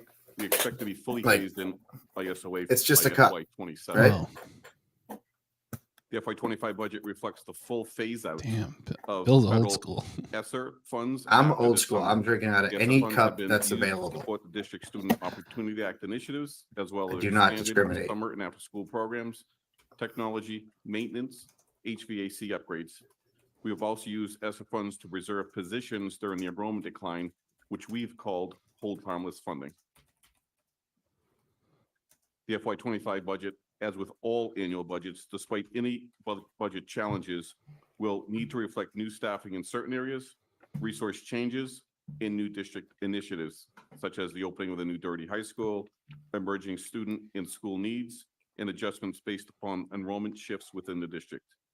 The administration That's has extremely begun true, initial Main South federal Mom. budget It's discussions and will be Tracy's meeting with impact, whether elected she's officials there or not, beginning next is huge. Student enrollment, inflation, and the Student Opportunity Act phase-in are the three most Yeah, important, now, drivers to our Without annual her, we funding have for the state's orders foundation trying to program. direct the police department to do Enrollment traffic from enforcement. October 1st is used to determine the foundation enrollment for Which is funding just- purposes. That's the not why following you're year. there. It's just not. During this year, the district has seen a slight 32 student enrollment increase, an increase of 0.1% from last year. We are still almost 1,100 students lower than pre-pandemic level highs of 2018. But again, this is 2 consecutive years of enrollment increase. Within the overall enrollment increase, there was a 112 student decline at the middle school level, reflecting a 3.3% decline, and there was a 93 student decline at the elementary level, representing almost a 1% decline from last year. Preschool enrollment grew by 99 students, or 9%. Pre-K enrollment has grown over the past 2 years and is close to our pre-pandemic levels. Of course, pre-K enrollment is subject to the most fluctuation on October 1st basis, as pre-K students enroll throughout the year based upon. Anyone have the story on why And then that finally, fucky little fish enrollment was at the high chosen? School level grew by 138 students, or almost 2%. I'm trying to find the document. Probably Our because total it's enrollment for perfect. this year is 24,000 Yeah. students. But I'm trying to beyond that, find the no. document linked in the agenda. I think it's linked. 9 to 12 had increases, while grade 7 and 8 had declined from last year.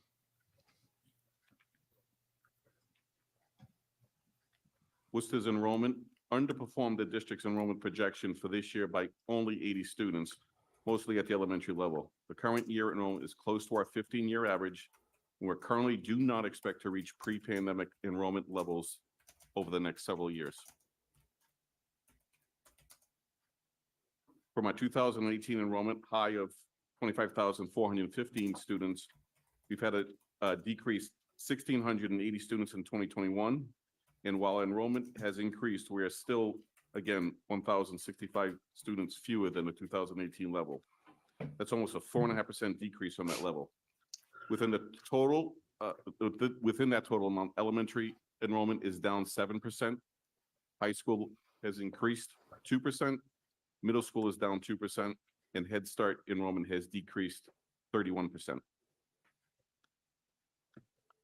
The second important driver of the foundation budget is the inflation factor that's used to adjust the per pupil rates annually to reflect increases in cost of goods and services for state and local governments.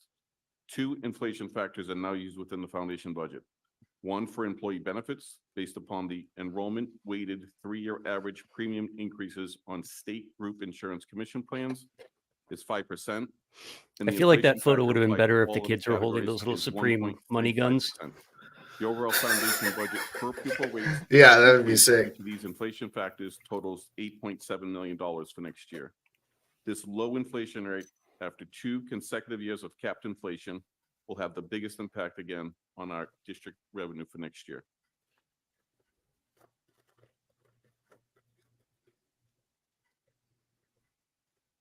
This is actually probably one of the most important slides for tonight that would help explain our budget status for next year. Last year's enrollment and inflation increase in the foundation budget provided the district with a $31 million increase. This year, the combined enrollment and inflation increase will provide the district with a $10 million increase, or a 2% increase, reflecting a difference of $21 million from last year. That's not good. That's real bad. The third most important revenue driver for us is the phase-in of the Student Opportunity Act funding. There are 6 major categories of most, foundation right? budget formula resulted in the Student Opportunity Act.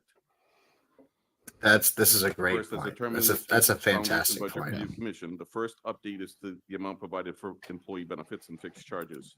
There's no real. I Rates will be don't adjusted know over how the you could 6-year even phase-in get period, a data set and like we'll that. use the new inflation rate as They've been doing a pretty good job calculate statewide of increases in health surveying insurance like the benchmark adjacent for communities or communities within a plans. region to see who's seen bumps versus decreases and whatnot to try and make Student make sense Opportunity of Act that. provides funds to expand But it hasn't really guidance, been tools, working. The last time I technological checked in services with within anyone, districts. anyways, it was Again, this level of funding there was is definitely a phased in over shift to 6-year private period. schools The act when increases the amount of remote funding in the was a foundation budget for special thing with education public schools. out of district tuition, There are parents that are closer to the opting to send amount their for kids special into education classrooms in reimbursement private settings, but from that commonly hasn't held, called it circuit seems. breaker funds, as It well as really does seem increasing as the though we assumed in-district misplaced special a fair number education of enrollments. humans for over a couple of years.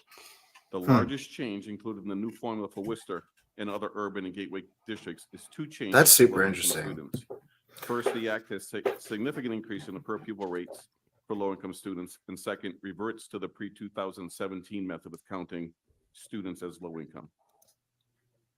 And the final change is the funding for English learners. The first change made several years ago was to convert funding for English learners from a base rate to an incremental rate. The second change is to increase this incremental rate over a 6-year period to better reflect the cost of providing English language learner services. These are the 6 areas of change within the foundation budget formula to be phased in over the 6-year period. FY25 again is the 4th year of this increase. When we put these 3 revenue drivers together, the enrollment increase of 32 students results in a $1.3 million. I gotta reset my increase. internet. Be right back. The inflation factors applied to the state foundation budget per pupil rates results in an $8.7 million increase. In the 4th year phase in of the state Student Opportunity Act is $16.8 million increase. Overall, these 3 budget factors provide a foundation budget increase of $26.8 million next year.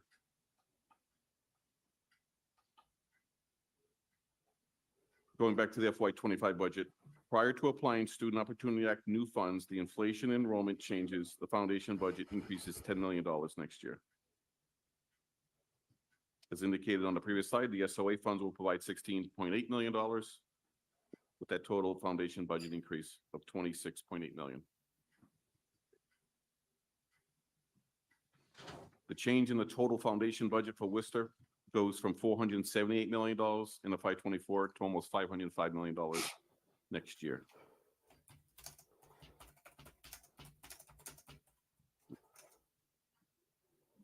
Just back to the phase-in of the Student Opportunity Act. This is the fourth of a 6-year phase-in of new target foundation budget rates adjusted by the inflation factor each year.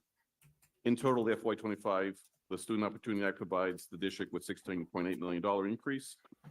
Through the 4 years of the 6-year phase-in, we received almost $69 million total foundation increase just from SOA, which is on track for the total increase we had expected to receive upon full implementation of target per pupil rates. This year, DSE is requiring districts to develop new 3-year Student Opportunity Act plans. These plans will be different guidelines than the previous SOA plans and will require the school committee to approve them before April 1st. The administration will develop the new SOA plans to best connect the priority areas of the adopted strategic plan to our FY25 resource allocation recommendations for the next 3 years. We can briefly see how the phase-in of the new funds have impacted the district. Before the SOA, we have testified to the Foundation Budget Review Commission. We had 720 non-special educations fewer than the foundation budget would otherwise provide by the formula. For those around during that time will recall that this was a They do result have of their the own legal foundation team. budget formula significantly underfunding employee benefits and special education costs across the entire state. In FY20, we added 84 non-special education to close this gap. In FY21, the year of remote learning and significant enrollment decline, we added 19 teacher positions. In FY22, we added 98 teacher positions. In FY23, 47 teacher positions. And in FY24, 59 positions. In total, we've closed this gap by 307 positions, or about 43% of the gap. However, at this pace, and based on the FY25 budget, we will not fully close this gap by the end of the full phase-in of SOA in FY27. There are a few key factors that also impact our spending within SOA funds. To date, there have been significant spending on facilities, professional development, supplies and materials, the other areas that we have chronically underspent in the foundation budget, but have been funding primarily through ESSER funds since ESSER spending has been adopted. And special education actual needs on the district continues to significantly outpace the new changes within the SOA formula. The other areas within the foundation budget that we've demonstrated chronic underfunding before SOA, first, operations and maintenance. Some of the recent spending is associated with COVID maintenance and repair, and overall spending remains approximately 75% of the foundation budget allocation. Overall spending on administration, including the $9 million that the city of Worcester is allowed to charge for administrative services, will be approximately 20% below the foundation budget allocation, again, for administration. Instructional materials and technology, including the recent approval of the elementary curriculum and professional development, has been recently impacted by ESSER and other COVID-related spending.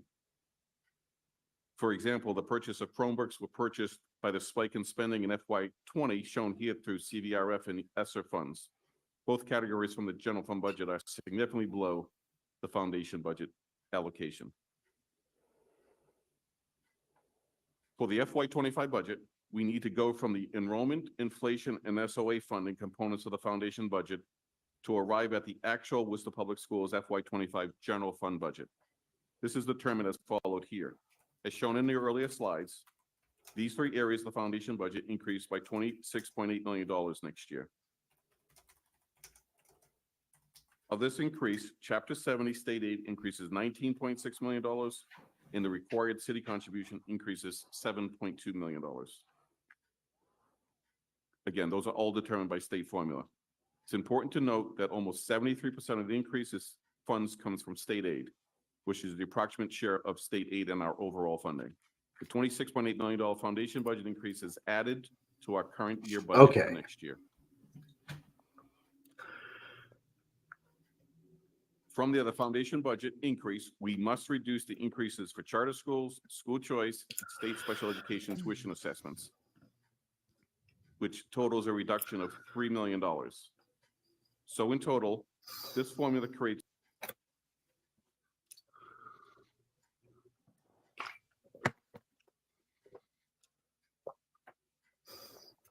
Can we just lose the audio? Yeah. budget. Back. However, recall that we have used $13.2 million this year from ESSER funding and what we've called Student Opportunity Bridge Funds, meaning we have already pre-spent the majority of our SOA increase this year. So those funds need to be moved in from ESSER into the FY25 general fund budget. We've used the ESSER funds to pre-fund SOA initiatives every year since FY22. When we reduce the SOA bridge funds from the budget increase, we only have a baseline increase in funding for next year of $10.7 million. I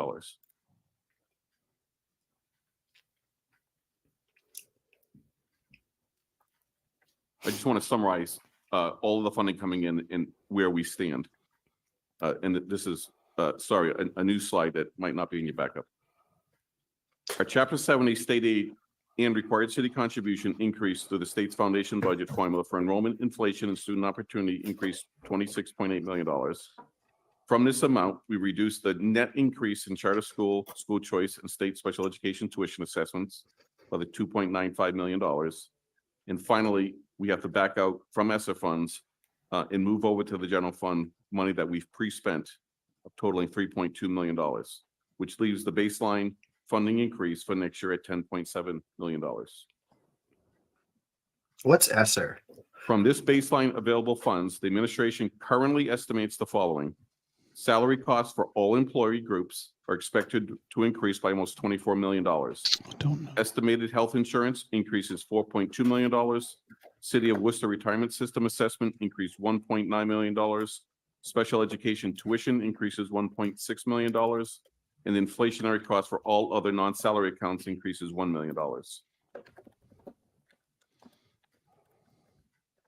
At this time, the level service total estimated cost increases for next year is $32.8 million. And this provides an initial budget gap next year of $22 million. Recall from the earlier slide, this budget gap is almost exactly the difference in revenue from last year for enrollment and inflation compared to this year's amount.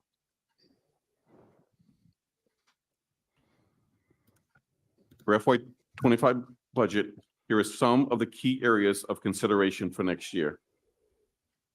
The FY25 budget decisions will focus resources to support the SOA initiatives and the strategic plan priorities of equitable resources and educational programs, family and community engagement, climate and culture, acquire and retain talent, health and wellness, and modernize and safe facilities. We'll be examining how they don't want them impact funding levels and class sizes. That is there's no will budget address report like enrollment this. bubbles and shifts between grade levels and the It's crazy. associated It's staffing just like they changes that just will slap be with a needed. spreadsheet. They're like, go nuts. As I said previously, there are always new student and school needs for the district and how these new All right, positions everybody, and I gotta programs slide fit out. the spending plan, despite the Thank budget you, gap for everyone, next year, for and will be developed with school and subscribing. district If you're in the leaders over chat, next 2 and if you're months. just watching, think about subscribing. We'd ESSER love to have you.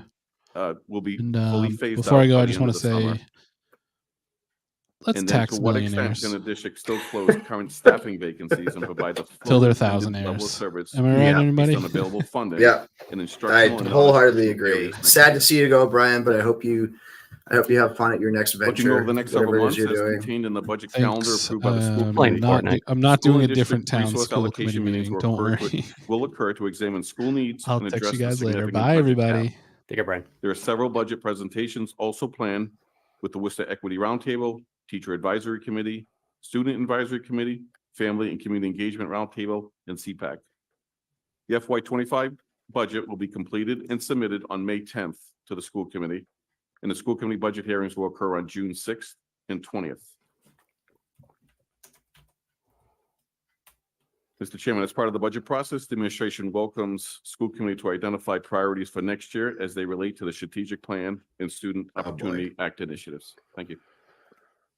Nice job. These Mr. Allen, priorities are going to be on fun this to hear. presentation. Yeah. So, Just to be clear for the new members, too, we've been here before where we've come in with a big budget shortfall, correct, Mr. Allen, in the past? And For SOA, yes. yes, pre-SOA, yes. It could have been bigger if it wasn't for the SOA, but in some sense, and the House budget usually comes out May, is it?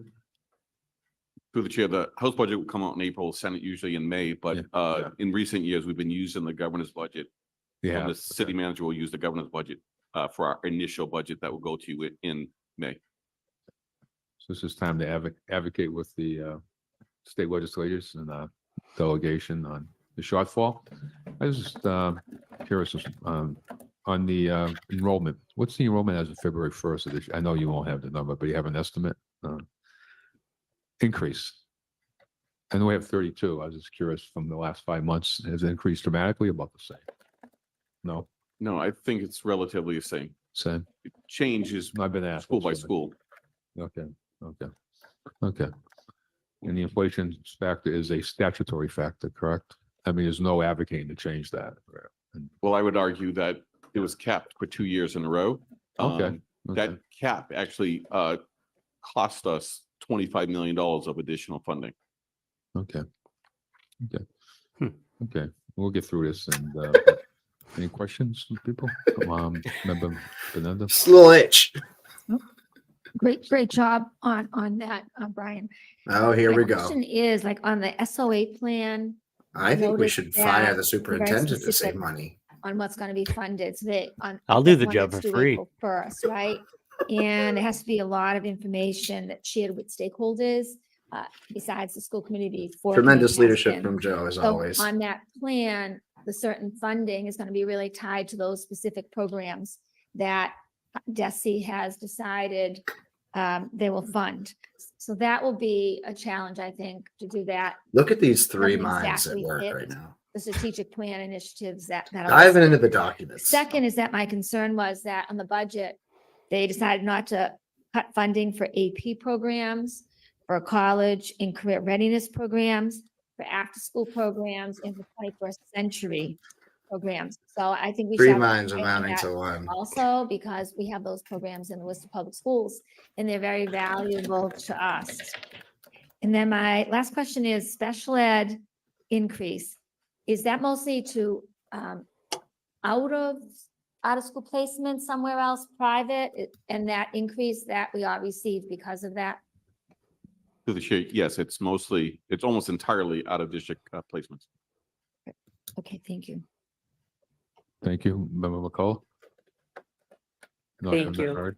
And I only have a few questions for you because I know so much of this will be done during our budget hearings and we can share our feedback as well ahead of time. but, Evergreen question.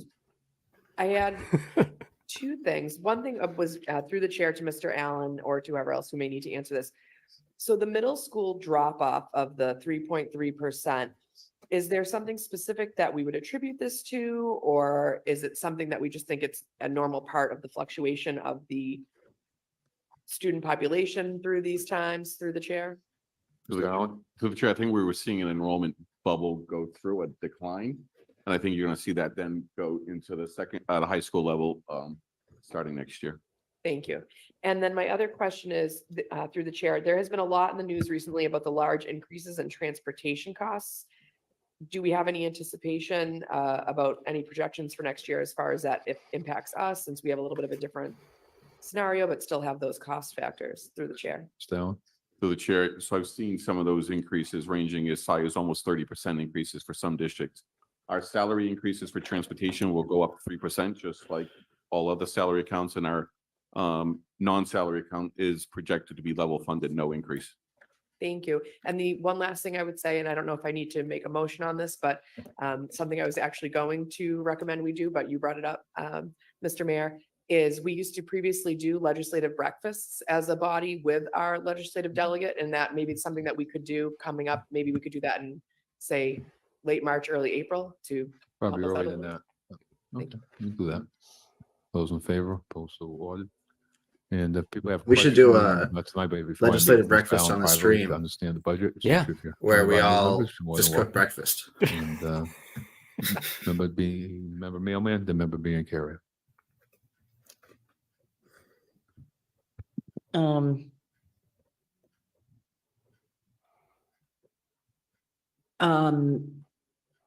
Member Benenda mentioned a few minutes ago that there are certain things that the state is mandating us Just to to be clear, the cover internet that are didn't not in freeze, our Joe strategic froze. plan. Are you, Superintendent, or are you, Mr. Allen, aware of those items? Through the chair, several district administrators participated in the webinar from DSC just the other day, and we're actually spending a good portion of tomorrow to That start sounds so good. put together our SOI plan that will go to you.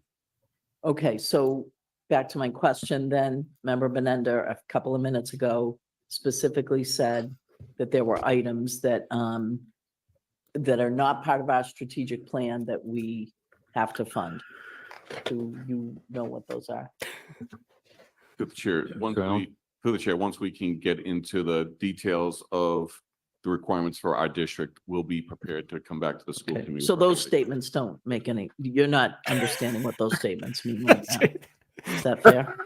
Wow. For the Through the chair, record, that I think person the over strategic there plan is a moron. broad enough that could capture many of the required categories of the SOA. I But gotta then be honest, once we get I into wasn't the detail following of that, Moran at all. We have to bring it I back could to the not school make committee heads or tails for of that. approval anyways. So my final question is going to be, what are the specific line items? I love the legislative breakfast idea, but what are the specific line items that we can advocate for at the state with our association that we work on? I think, and I heard you very clearly say, I don't care what the cap was, you didn't give us what we should have. That would be something I would imagine districts like us would want to advocate for. And do you have others that? Mr. Allen? Through the chair, as it relates to a district like Worcester, the inflation factor is the most important component for us.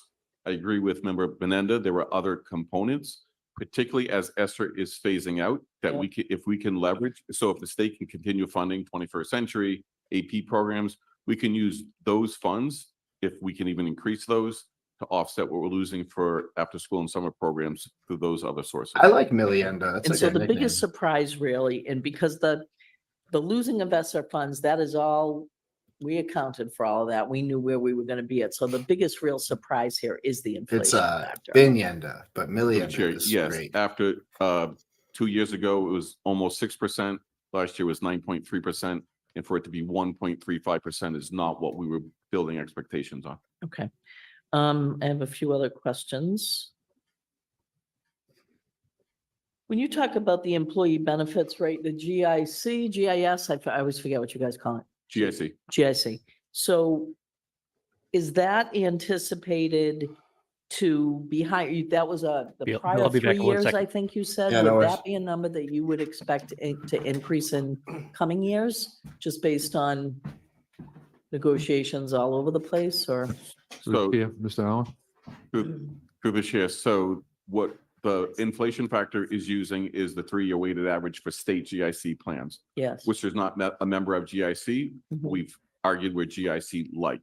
Correct. Last couple of years, our inflation, this is actually not true a couple of years ago, but the last 2 years, our rate increases that we've experienced with our plans is close to the inflation factor that's actually included in the foundation budget. First time in 20 years that's actually been the case. Okay. Thank you. So yes, you would expect Yes. that to go. Okay. Yes.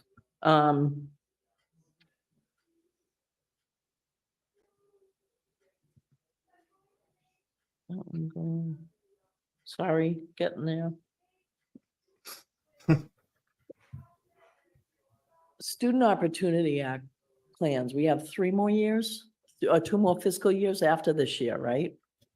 It will be years 4, 5, and 6. Okay, so are your fellow comrades in finance discussing what we're going to go back to the table for additional dollars now? Like that, we can't be done with that. This hasn't even, when you get to those pages of administration and all those other things, we're still not even close. So there's a giant gap in what we wanted Student Opportunity Act to be really against what we are seeing. Is that fair? Mr. Allen? Through the chair, correct. The statute does require the state to revisit the formula after 10 years, which is a little longer than I would have hoped. And as I had said earlier, we are still seeing our special education costs increase greater than what they've changed the foundation budget to reflect. Yep. I think we knew even when SOA was passed that the rates that they changed to were going to be lower than what we were experiencing. So we expected that. So these are charts that bugged me last year when we looked at them, and they're bugging me again now because it's what I just mentioned, but look at these. All right. I'll step on it and get it after. Instructional materials and Brendan, technology. So did districts you like catch ours anything about continue like to stay positions down at the being bottom. I cut mean, or we're not the even number of close. positions And that they're these looking at administrative in his costs, do we report? have any I data didn't. I think it's across the just state implied at for this point in how, time that like, there's only so many districts like places they can Worcester are cut from, doing? and it's I not know likely we going to be were facilities or woefully underspent programming. So it'll have administratively to be instructional. against the rest of the state or against like districts Hmm. through the chair. Mr. Allen? Through the chair, we contain in our budget book, there's actually two benchmarks that we look at with regards to both district administration and instructional leadership. Both of those categories were at the very lowest of our peer communities and below the state average. So for example, thank God. the latest data available from DESE was 2022. I know it's just for fun and goofy and whatnot, The but like state average the snow day spending per announcements pupil for might be the administration best was thing that's happened to this city $664 in an per official student. capacity We were in ever. second. I know, we're they're third so to the good. lowest of our peer communities at 495. Units I've of been Boston really College enjoying those. double what we're spending on administration. Similarly, on instructional leadership, we're second to the lowest on peer community spending for instructional leadership. Boston again, in Lawrence, in this case, are well over double what we spend for instructional leadership. We've chronically been of the lowest spending on both administration and instructional leadership across the state. And I'm not sure that's actually a good thing. Me neither. When you were saying instructional leadership, do you mean professional development or did you mean materials and technology? I meant like school-based and curriculum leaders. Thank you. Okay. I think that's it. So how could you provide us a list of the things that we should be talking to at state level associations for now? Through the chair, we can provide the school committee with a list. Thank you. Ms. Biancaria? This ought to be good. Thank you. Just a couple of questions. When we look at the middle school, 7th and 8th, and we have a 112 students. Generally, historically, when we look at what those numbers are, it seems to be a steady number. I'm not surprised at that number. When I did meet with the superintendent, probably a week or two ago, we discussed the enrollment in the numbers from junior year got to this. senior year. And that was, so when we look at the plus 138, it's as though You got the this, Diana. freshmen and sophomores coming in. But we have some concern when we look at juniors and seniors. It seems the last 2 years or the last year, we have still students filtering out. So the 138 to me would be in the younger years versus the last two. Any comment in reference to that? Through the chair to administration. Any comment? What? Through the chair, I think we're due to actually give the enrollment October 1 report to the school committee. And we do it in a way that compares it to last year. So we can put that in. Any comment on this entirely inscrutable ramble? That was an area superintendent and I had a discussion on, so I'd like to, we could probably get an update on that and take a look at it. The other piece of this is when we look at our funding, I know it has already been brought up. However, I do want to reiterate that, and that is on state funding. We're going to lose money for our AP, for our summer programs, and for college and career in readiness. And obviously, when I look at this, it's summer programs. Those three areas are so important to our students, not only to graduate and receive a diploma, but also students who may be challenged and end up with a certificate of attainment. but they are able to be successful in their work site. And they're taking care of their families and they have a number of challenges, but to see those areas receive a decrease in funding truly concerns me. So that would be something I certainly would be advocating for at the legislative breakfast that Ms. McCullough had suggested. Wow, good for you. The other piece of this would be the, when we look at salary increases and so on. So the dollar amount for our salaries, is that taken into consideration as a broad brush or a piece of the actual budget? And do we look for, I should word that as, do we continue to look for additional funding to help us through the salary increases? Mr. Allen? Through the chair. What? So at this point, the salary increases for next year actually reflect by group, by individual, what we see as increases for next year, reflecting all collective bargaining increases, step increases, and the like. So we're using actual numbers for that number. Okay, thank you. And lastly, presently, do we Diana know? just forgot about collective bargaining agreements our there for a Chromebooks are second, I doing? guess. How our students, I know, use them. Does every student have a Chromebook presently, or are we looking at different grade levels at this point? Through the chair, recently we provided to the school committee a full report on Chromebooks. We can re-forward that report to the school committee. If that's possible, I would appreciate it, because I Oh, know it was sick. a piece that we worked on not only through the COVID years, but prior to that, we had donations and so on from different trusts that had come in to Worcester Public School to help us with the Chromebook. So it might be an avenue that we need to have some focus on to enable them to have the tools that are necessary. Thank you very much for the report, and I certainly look forward to additional information. Thank you. Super helpful. Member Benenda? So bizarre. I just wanted to say that the SOA information, member mailman is actually on the DESI site, so you can actually go on the site and the information is there. They provide each school what they call a heat map, which shows your data and the areas that they feel as though you need to focus on when you're doing the SOA plan. I just have one question. So with the opening of the new Doherty High School, with many new programs there than they had before, is there a plan for additional staff to be hired for that school for the opening? Mr. Allen? Through your chair, based upon new programming and expected enrollment, we would expect at this point Doherty would see an increase in both instructional and support staff.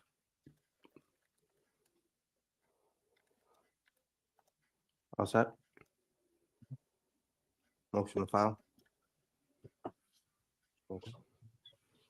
Member Alvarez.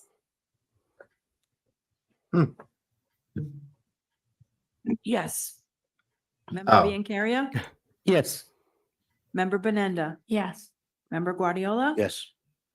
Vice Chair Johnson? Yes. Member Mailman? Yes. Member McCullough? Hey, where'd Joe Member go? Roy? Yes.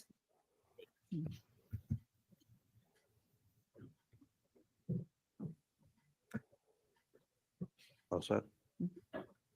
Okay. We'll move on to approval of grants and other finance items. Any questions on that? We could take that collectively. Those that oppose?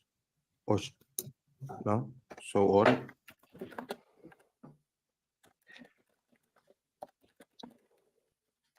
Go on to general business, GB 3-2571. This is by member O'Connell Novick. To submit testimony in opposition to the Department of Elementary and Secondary Education's proposed increase in weight in the state accountability system for chronic absenteeism at the Board of Elementary and Secondary Education's December meeting. We do have backup on that. Anything to add? Anyone have any questions on that? No? Okay. 5. Opposed, so ordered. So we will move on to 4-13. Member Roy, request administration to provide a status report on the Turn It Around drug program, including the number of students referred to the program from 2022, 2023, and the number of students referred from 8/23 to January 2024. This report needs to include the specifics as to why the students were referred. Thank you. I filed this item because of my concern Ah. for the teen vaping issue She affecting our speaks. schools here and around the country.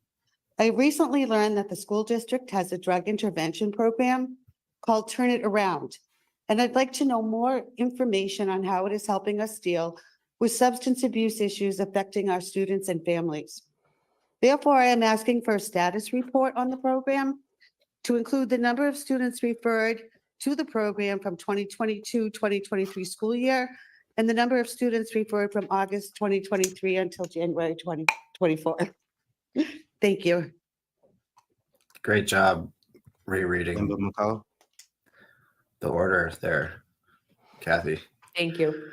On this, can we get the information going back at least 5 years and just ensure that with any data that we're given on this, that it's protecting student confidentiality as well?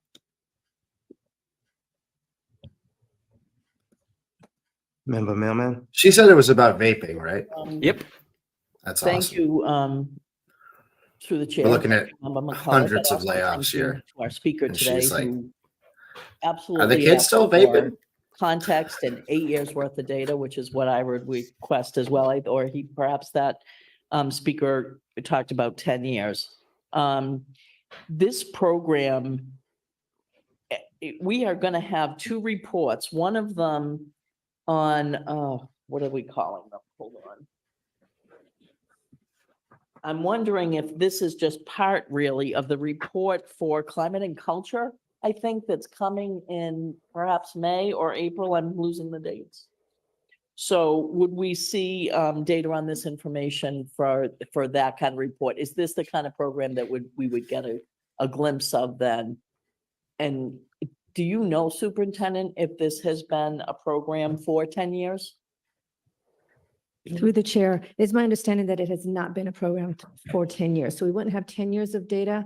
I was just asking the team when this started. It either started right before COVID or right after COVID. And so we would have that data. I actually do have the data that you were requesting that I could share if the committee so chooses right now. Yes. Yes. Okay. Yep. So for the school year 22-23, for middle and high school students, we had a total of 132 students referred. 62 of those students was for vaping with nicotine. City council would 68 never was, do this. vaping with City manager marijuana, would never do this. and program. one was with alcohol and one was an other. This school year, we have a dramatic decrease. From August to January, we have 29 students between our middle and high schools, 16 for nicotine vaping, 13 for marijuana vaping, no alcohol, no other. This is a program that parents must give their consent for children to attend.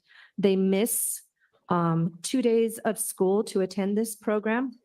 And it is taken, the educators who run the program, it's a SAC, a student adjustment counselor, and a teacher on TIA. What does TIA stand for? Turn It Around. Thank you. A turnaround assistant. Yes. That supports this program. I do want to emphasize parents must agree to this. So even if a school recommends, if the parent says no, then the program would not be used. Okay, and is this type of program, so it's only 2 years old, so we've created it? It's longer than 2. I have the data from what was asked on the initial filing. Yes. Thank But you. it's And are you not- providing that tonight, or we're going to have that in April or May? So what we can do, so I think 2 things. To your initial question of would this be something we would put in the climate and culture reported the superintendent. And that report is going to be very much about how we're being much more preventative and early intervention about, that's our approach about the work so that we don't get a lot of students that are even falling into this, right? So our climate and culture assistants at our secondary schools, as we heard one share the other night, are building relationships with children, keeping them moving through the quad, the campus, making sure that they're making better choices and that these things aren't happening on campus. We also have invested, because the school committee approved this last school year, but our teams are really working diligently this year with our climate and culture teams at the schools. And so those consist of teachers, our counselors, our dean of students at the secondary or at our high schools. And those teams are really working on, again, prevention and early intervention of what the climate and culture at the school feels like for both the children and the staff. So when I look at this data, it reminds me that intervention beforehand or that prevention work is changing the way that our children are behaving at school. We went from 132 referrals to 29. And even if we doubled that until the end of the school year, we're still significantly less than we were last year. Thank you. Sorry, Ms. so- McCullough. Thank you. And I would just ask if we could, in the Friday letter, get any prior data that we have on that. That would be fine with me. It doesn't need to come back. If we could just get that in a Friday letter. And I do understand that, obviously these numbers do have to reflect the parental consent. So even if it was something that we had suggested, the parent may not have agreed to it. And I have heard, I know last year, there was a lot more concern I was hearing about the vaping in schools definitely being a much bigger issue. And I have heard that there's been a vast improvement, still certainly an issue. We know it's an issue everywhere. I know it's in the towns too, and something that we need to stay on top of. So I do appreciate that some of these adjustments have helped some of the prevention because, we've certainly all heard from parents and students alike and need to stay on top of this. So I appreciate it. This is something I'd Member love to Roy? hear the thoughts of a Through student the chair to representative on. administration, from what I understand, their program started as a 5-day program for early intervention. And you mentioned 2 days. Is the 2 days effective enough? Through the chair. So yes, we did decrease it from the original 5 days. We felt like a full week out of school is a lot of learning time that students are missing. So the 2 days have made an impact for those whose parents are okay with it. Is that, Thank you. is that her angle on this? So That's we kinda- good with the that's answer? kinda We look weak. to file? File? And should give us that data in Friday letter. Let's do a roll call on this. Roll call. Member Biancaria. Oh, sorry, I missed. Member Alvarez. Motion is to file. The motion is to file. Yep, she said yes. Member Biancaria. It stinks for her that Member she has to Bernenda. go first. Yeah. Member Guardiola. And this Yes. clerk is not Vice making it Chair easy. Johnson. Yes. No. Member Mailman. Yes. Member McCullough. Yes. Member Roy. Yes. 4-14, being carrier to request administration provide an update on the safety centers for elementary and secondary, including the criteria for entry, number of students referred last year to this year. Member being carrier? Thank you. I have continued and discussed over the years a number of times the support programs that provide a safe and educational environment for our students and our staff. And I feel as though I don't receiving really know what a safety center is. us on the status reports, I think it's very important when we look to our days in our schools, we also encompass safety in majority of the items that we talk about.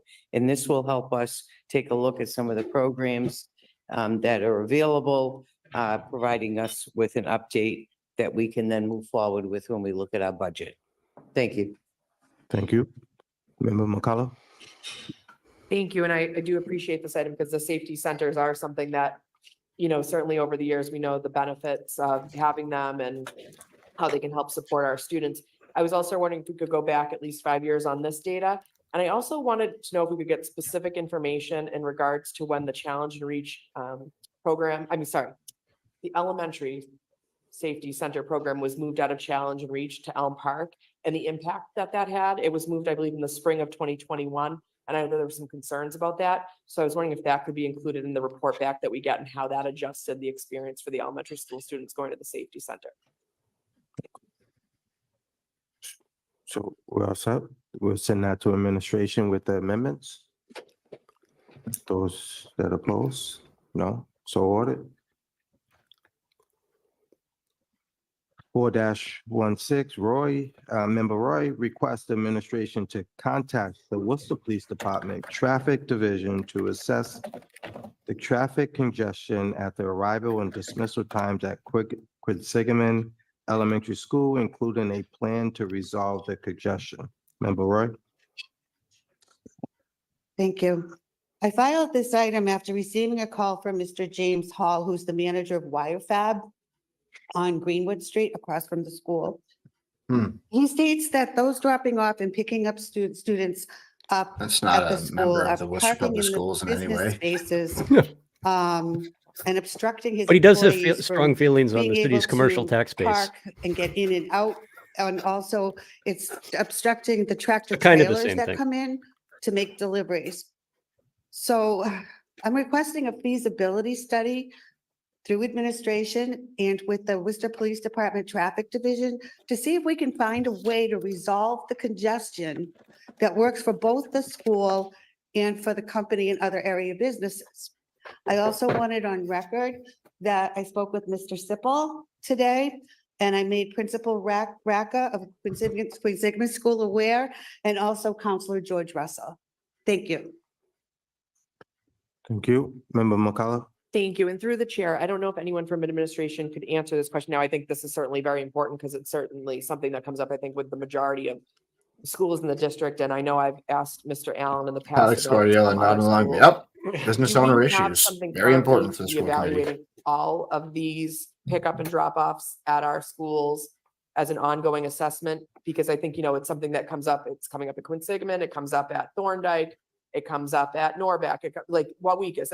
So, I mean, that's something I think that is a district-wide concern. Certainly, this is very specific to Quinsigamond, and I appreciate the item. I'm just wondering if there's anything that's an ongoing through the chair, looking at all of the pickup and drop off.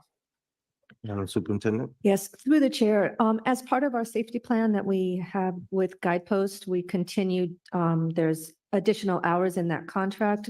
They looked at a variety of. Oh, hi, Miss The Pitch. safety plan review, if you Welcome. will, was beyond just the physical school safety at the schools That's good to themselves. know. It was also the ingress and regress, so the arrival and dismissal. And they gave recommendations just for our new committee members. That safety plan Miss is now Pitch, part using of Miss our Minutes as your new avatar, subcommittee, bold move. I SONG. support that. I would recommend that this part of that be referred to the FONG. That would be great. Oh, Thank yeah. you. Welcome. Welcome. So we'll send this to finance, I'm operations. not and familiar governance. with that show or that image. I'm just not calling it fog. Those. So It was like those that super oppose? evil AI No. from the So Loki ordered. series. 4-17 to receive an update of the EMT program at North High. Member Benenda? As reads, but the reason I put it on there is that there was a lot of funding that went It's not as into reads. establishing that as a Chapter 74 program at North High School. And I did receive some information that that program may no longer be at North High School. There are some very expensive equipment there, such as the ambulance that was put there. And my understanding is it's because there's not a recruitment of kids to go into that program. So I was hoping that we would be able to keep the program, if that was true, at North High School and look at creative ways to recruit students. Madam Superintendent? Through the chair, actually, it's not about the recruitment of students. It is about staffing. We were in agreement. We had a contract with Quinsigamond Community College, and they were to provide an EMT instructor that would then allow the children to get their certification. That person has gone on leave. And so they didn't have anybody else to recommend. We've had to shift some things on our end we've changed it to an emergency medical services program for children so that they could at least get the full courses. But they cannot take the EMT exam until they turn 18. And so those who are 18, the seniors at North High, we've given them the opportunity to take evening courses at Quincy, and 7 of them said that they would be doing that. So Such- it's not about recruitment. It's such a- actually about I don't know getting how the to put right this. staff, and we will It's a continue to testament work to on the that job that with Quinn Sigeman and any of our Rich Monitors other is doing, that this is what they're partners around grasping us. at. Yeah. Right? Member Bernanda? So when I Like, was this in is the best Quabog ammunition you last year, they have for what have you're an obviously trying to do. training program at the high school, and it's actually taught by firemen that are off duty. So I'm just suggesting that to keep a program, maybe look into possibly the resources that we have, and maybe there would be some firemen off duty that would be interested in that.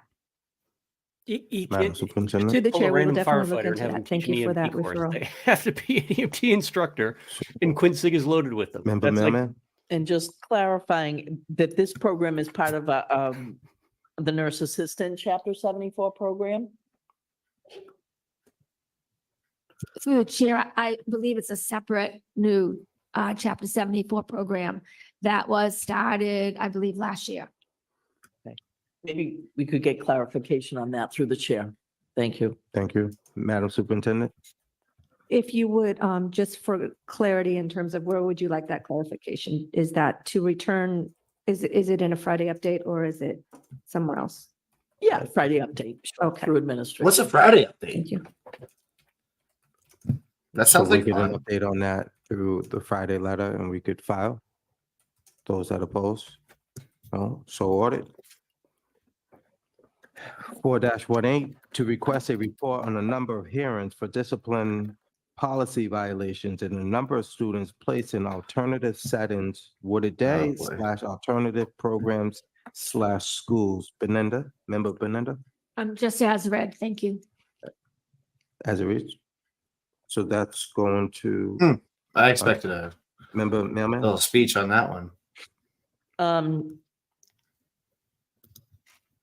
Again, to me, this item is really about the alternative program report, which is coming on March 7th, I believe. Just a So we'll reminder. have information on this probably sooner rather than later.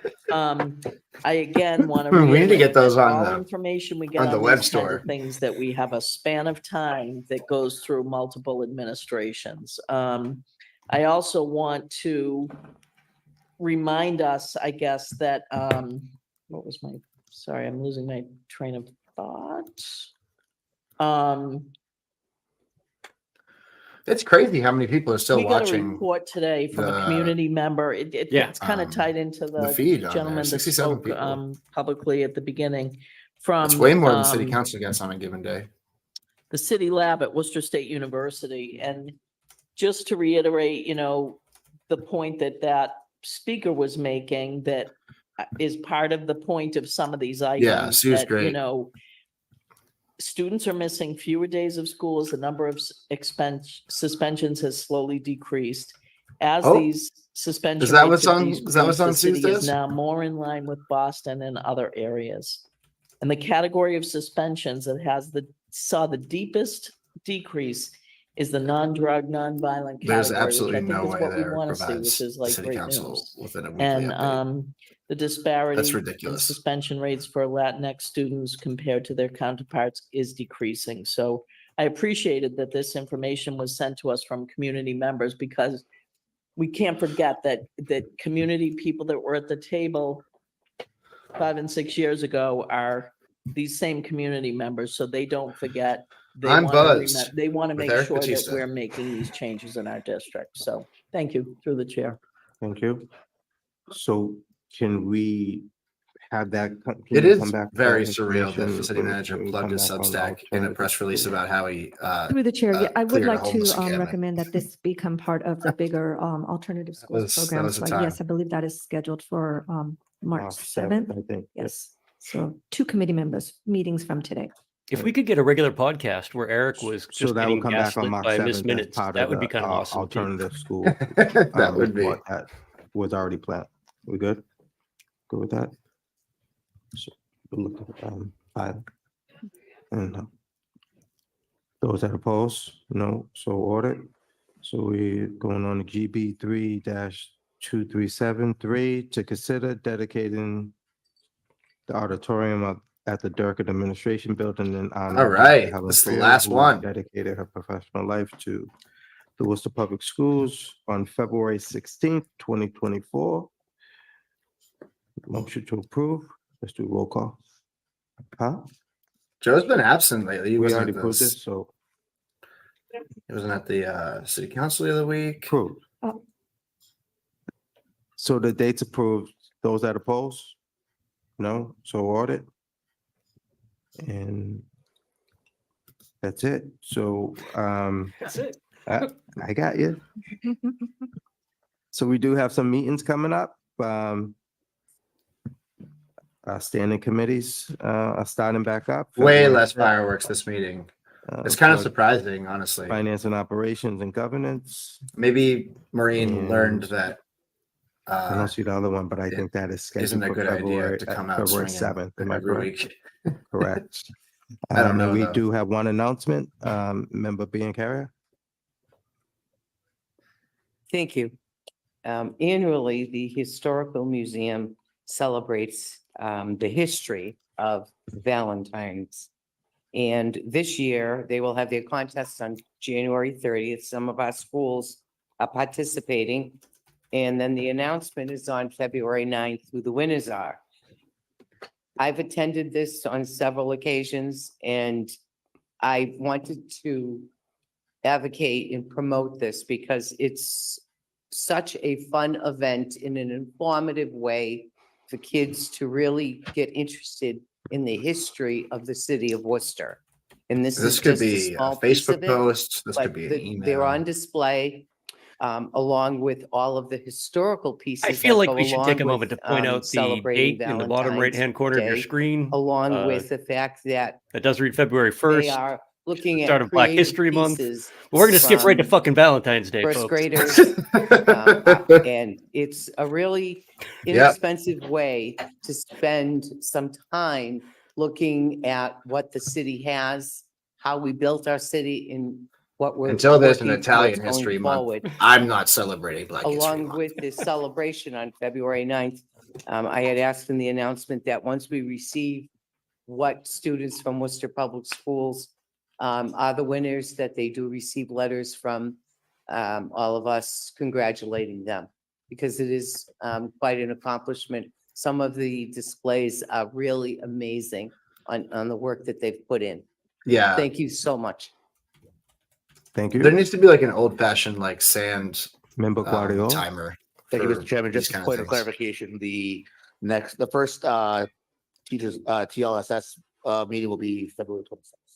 February 26th. Sorry about that. All right, thank you. So to adjourn?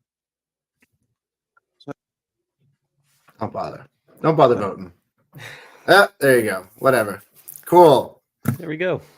That was uneventful, but I mean, really huge news with serious ramifications that there's a $22 million budget shortfall. That is massive. Yeah. Yeah. And like, we didn't really get a glimpse of what that will look like, you know, in a material way, but there's not a lot of places where that money can be made up, you know? No, and it's kind of shitty too that, I mean, Joe just kind of brushed it aside like, hey, we've done this before. We'll be fine. Like, I know it's nice to stay positive and whatnot, but that's kind of an adult conversation. Put on your big boy pants and have that conversation. Hey, Bill froze.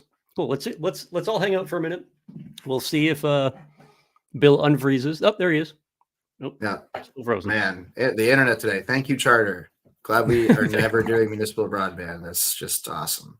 We can do overrides, Camber. We just don't do overrides. And like, because of the way Prop 2.5 is structured, we have a pretty high ceiling for overrides. It's just considered to be the end of anyone's political career if that conversation were to be had.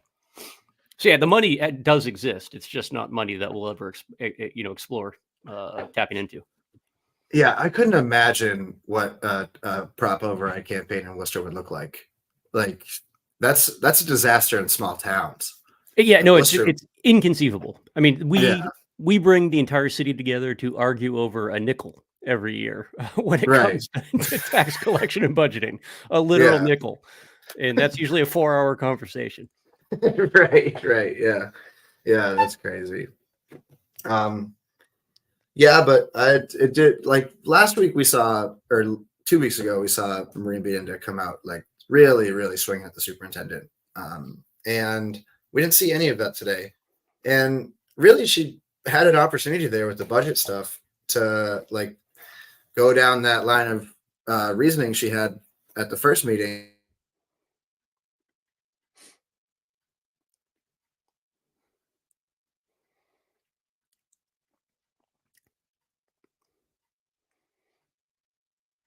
I got to tell you guys that frozen high res bill is really a huge improvement over old school low def frozen bill.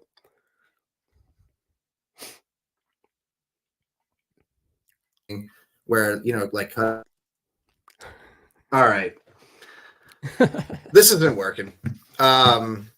Let's call it here. What do you say? Thank you everyone for watching, and thank you for subscribing, and if you haven't subscribed, please consider it.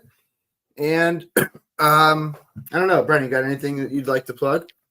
Nothing to plug, but just a final thought, just working off what I think you were getting at there is I suspect that Maureen and Kathy and Diane will recognize very quickly that there's not a lot of value in coming out swinging every week, but also knowing how cynical they are as humans, they're likely to just keep their powder dry for when something awful, tragic, or otherwise just unavoidable, but happens in one of the schools, and that's when they'll come out swinging in the I told you so sort of way. Yeah, I think you're unfortunately dead right about that, which is a shame. But I mean, like people that are old enough to remember how North High went down, I mean, that's kind of exactly what that was. And hopefully that doesn't happen. But I think you're right that they're laying low and waiting for an opportunity to whip the city up into a frenzy. Hopefully that doesn't happen, and we got to be ready for it. Yeah. Well, thank you everyone for tuning in tonight, and we'll definitely see you in 2 weeks on Thursday for the next school committee meeting. We're going to try and start doing regular Thursdays, the off weeks, for a Bill Shaner Power Hour. Make the most of the week just to keep everyone engaged, and we'll see you all at the earliest next So Tuesday. thank you. Oh my God. Okay. That's good. Now I you're think frozen. I hit it all. Now you're frozen. Oh man. I'm frozen? I think No, I'm just you the were. other- Oh, okay. Yeah, this is a tough night for internet over here. I don't know what the deal is. All right. We'll see you all next Tuesday and probably next Thursday. But have a great night. Have a great week. Yeah. Take care, See you folks. guys. I have to close this, right? Yeah, you're How still live. do? Oh, end stream. I see now. All right. Bye bye. Take care, folks.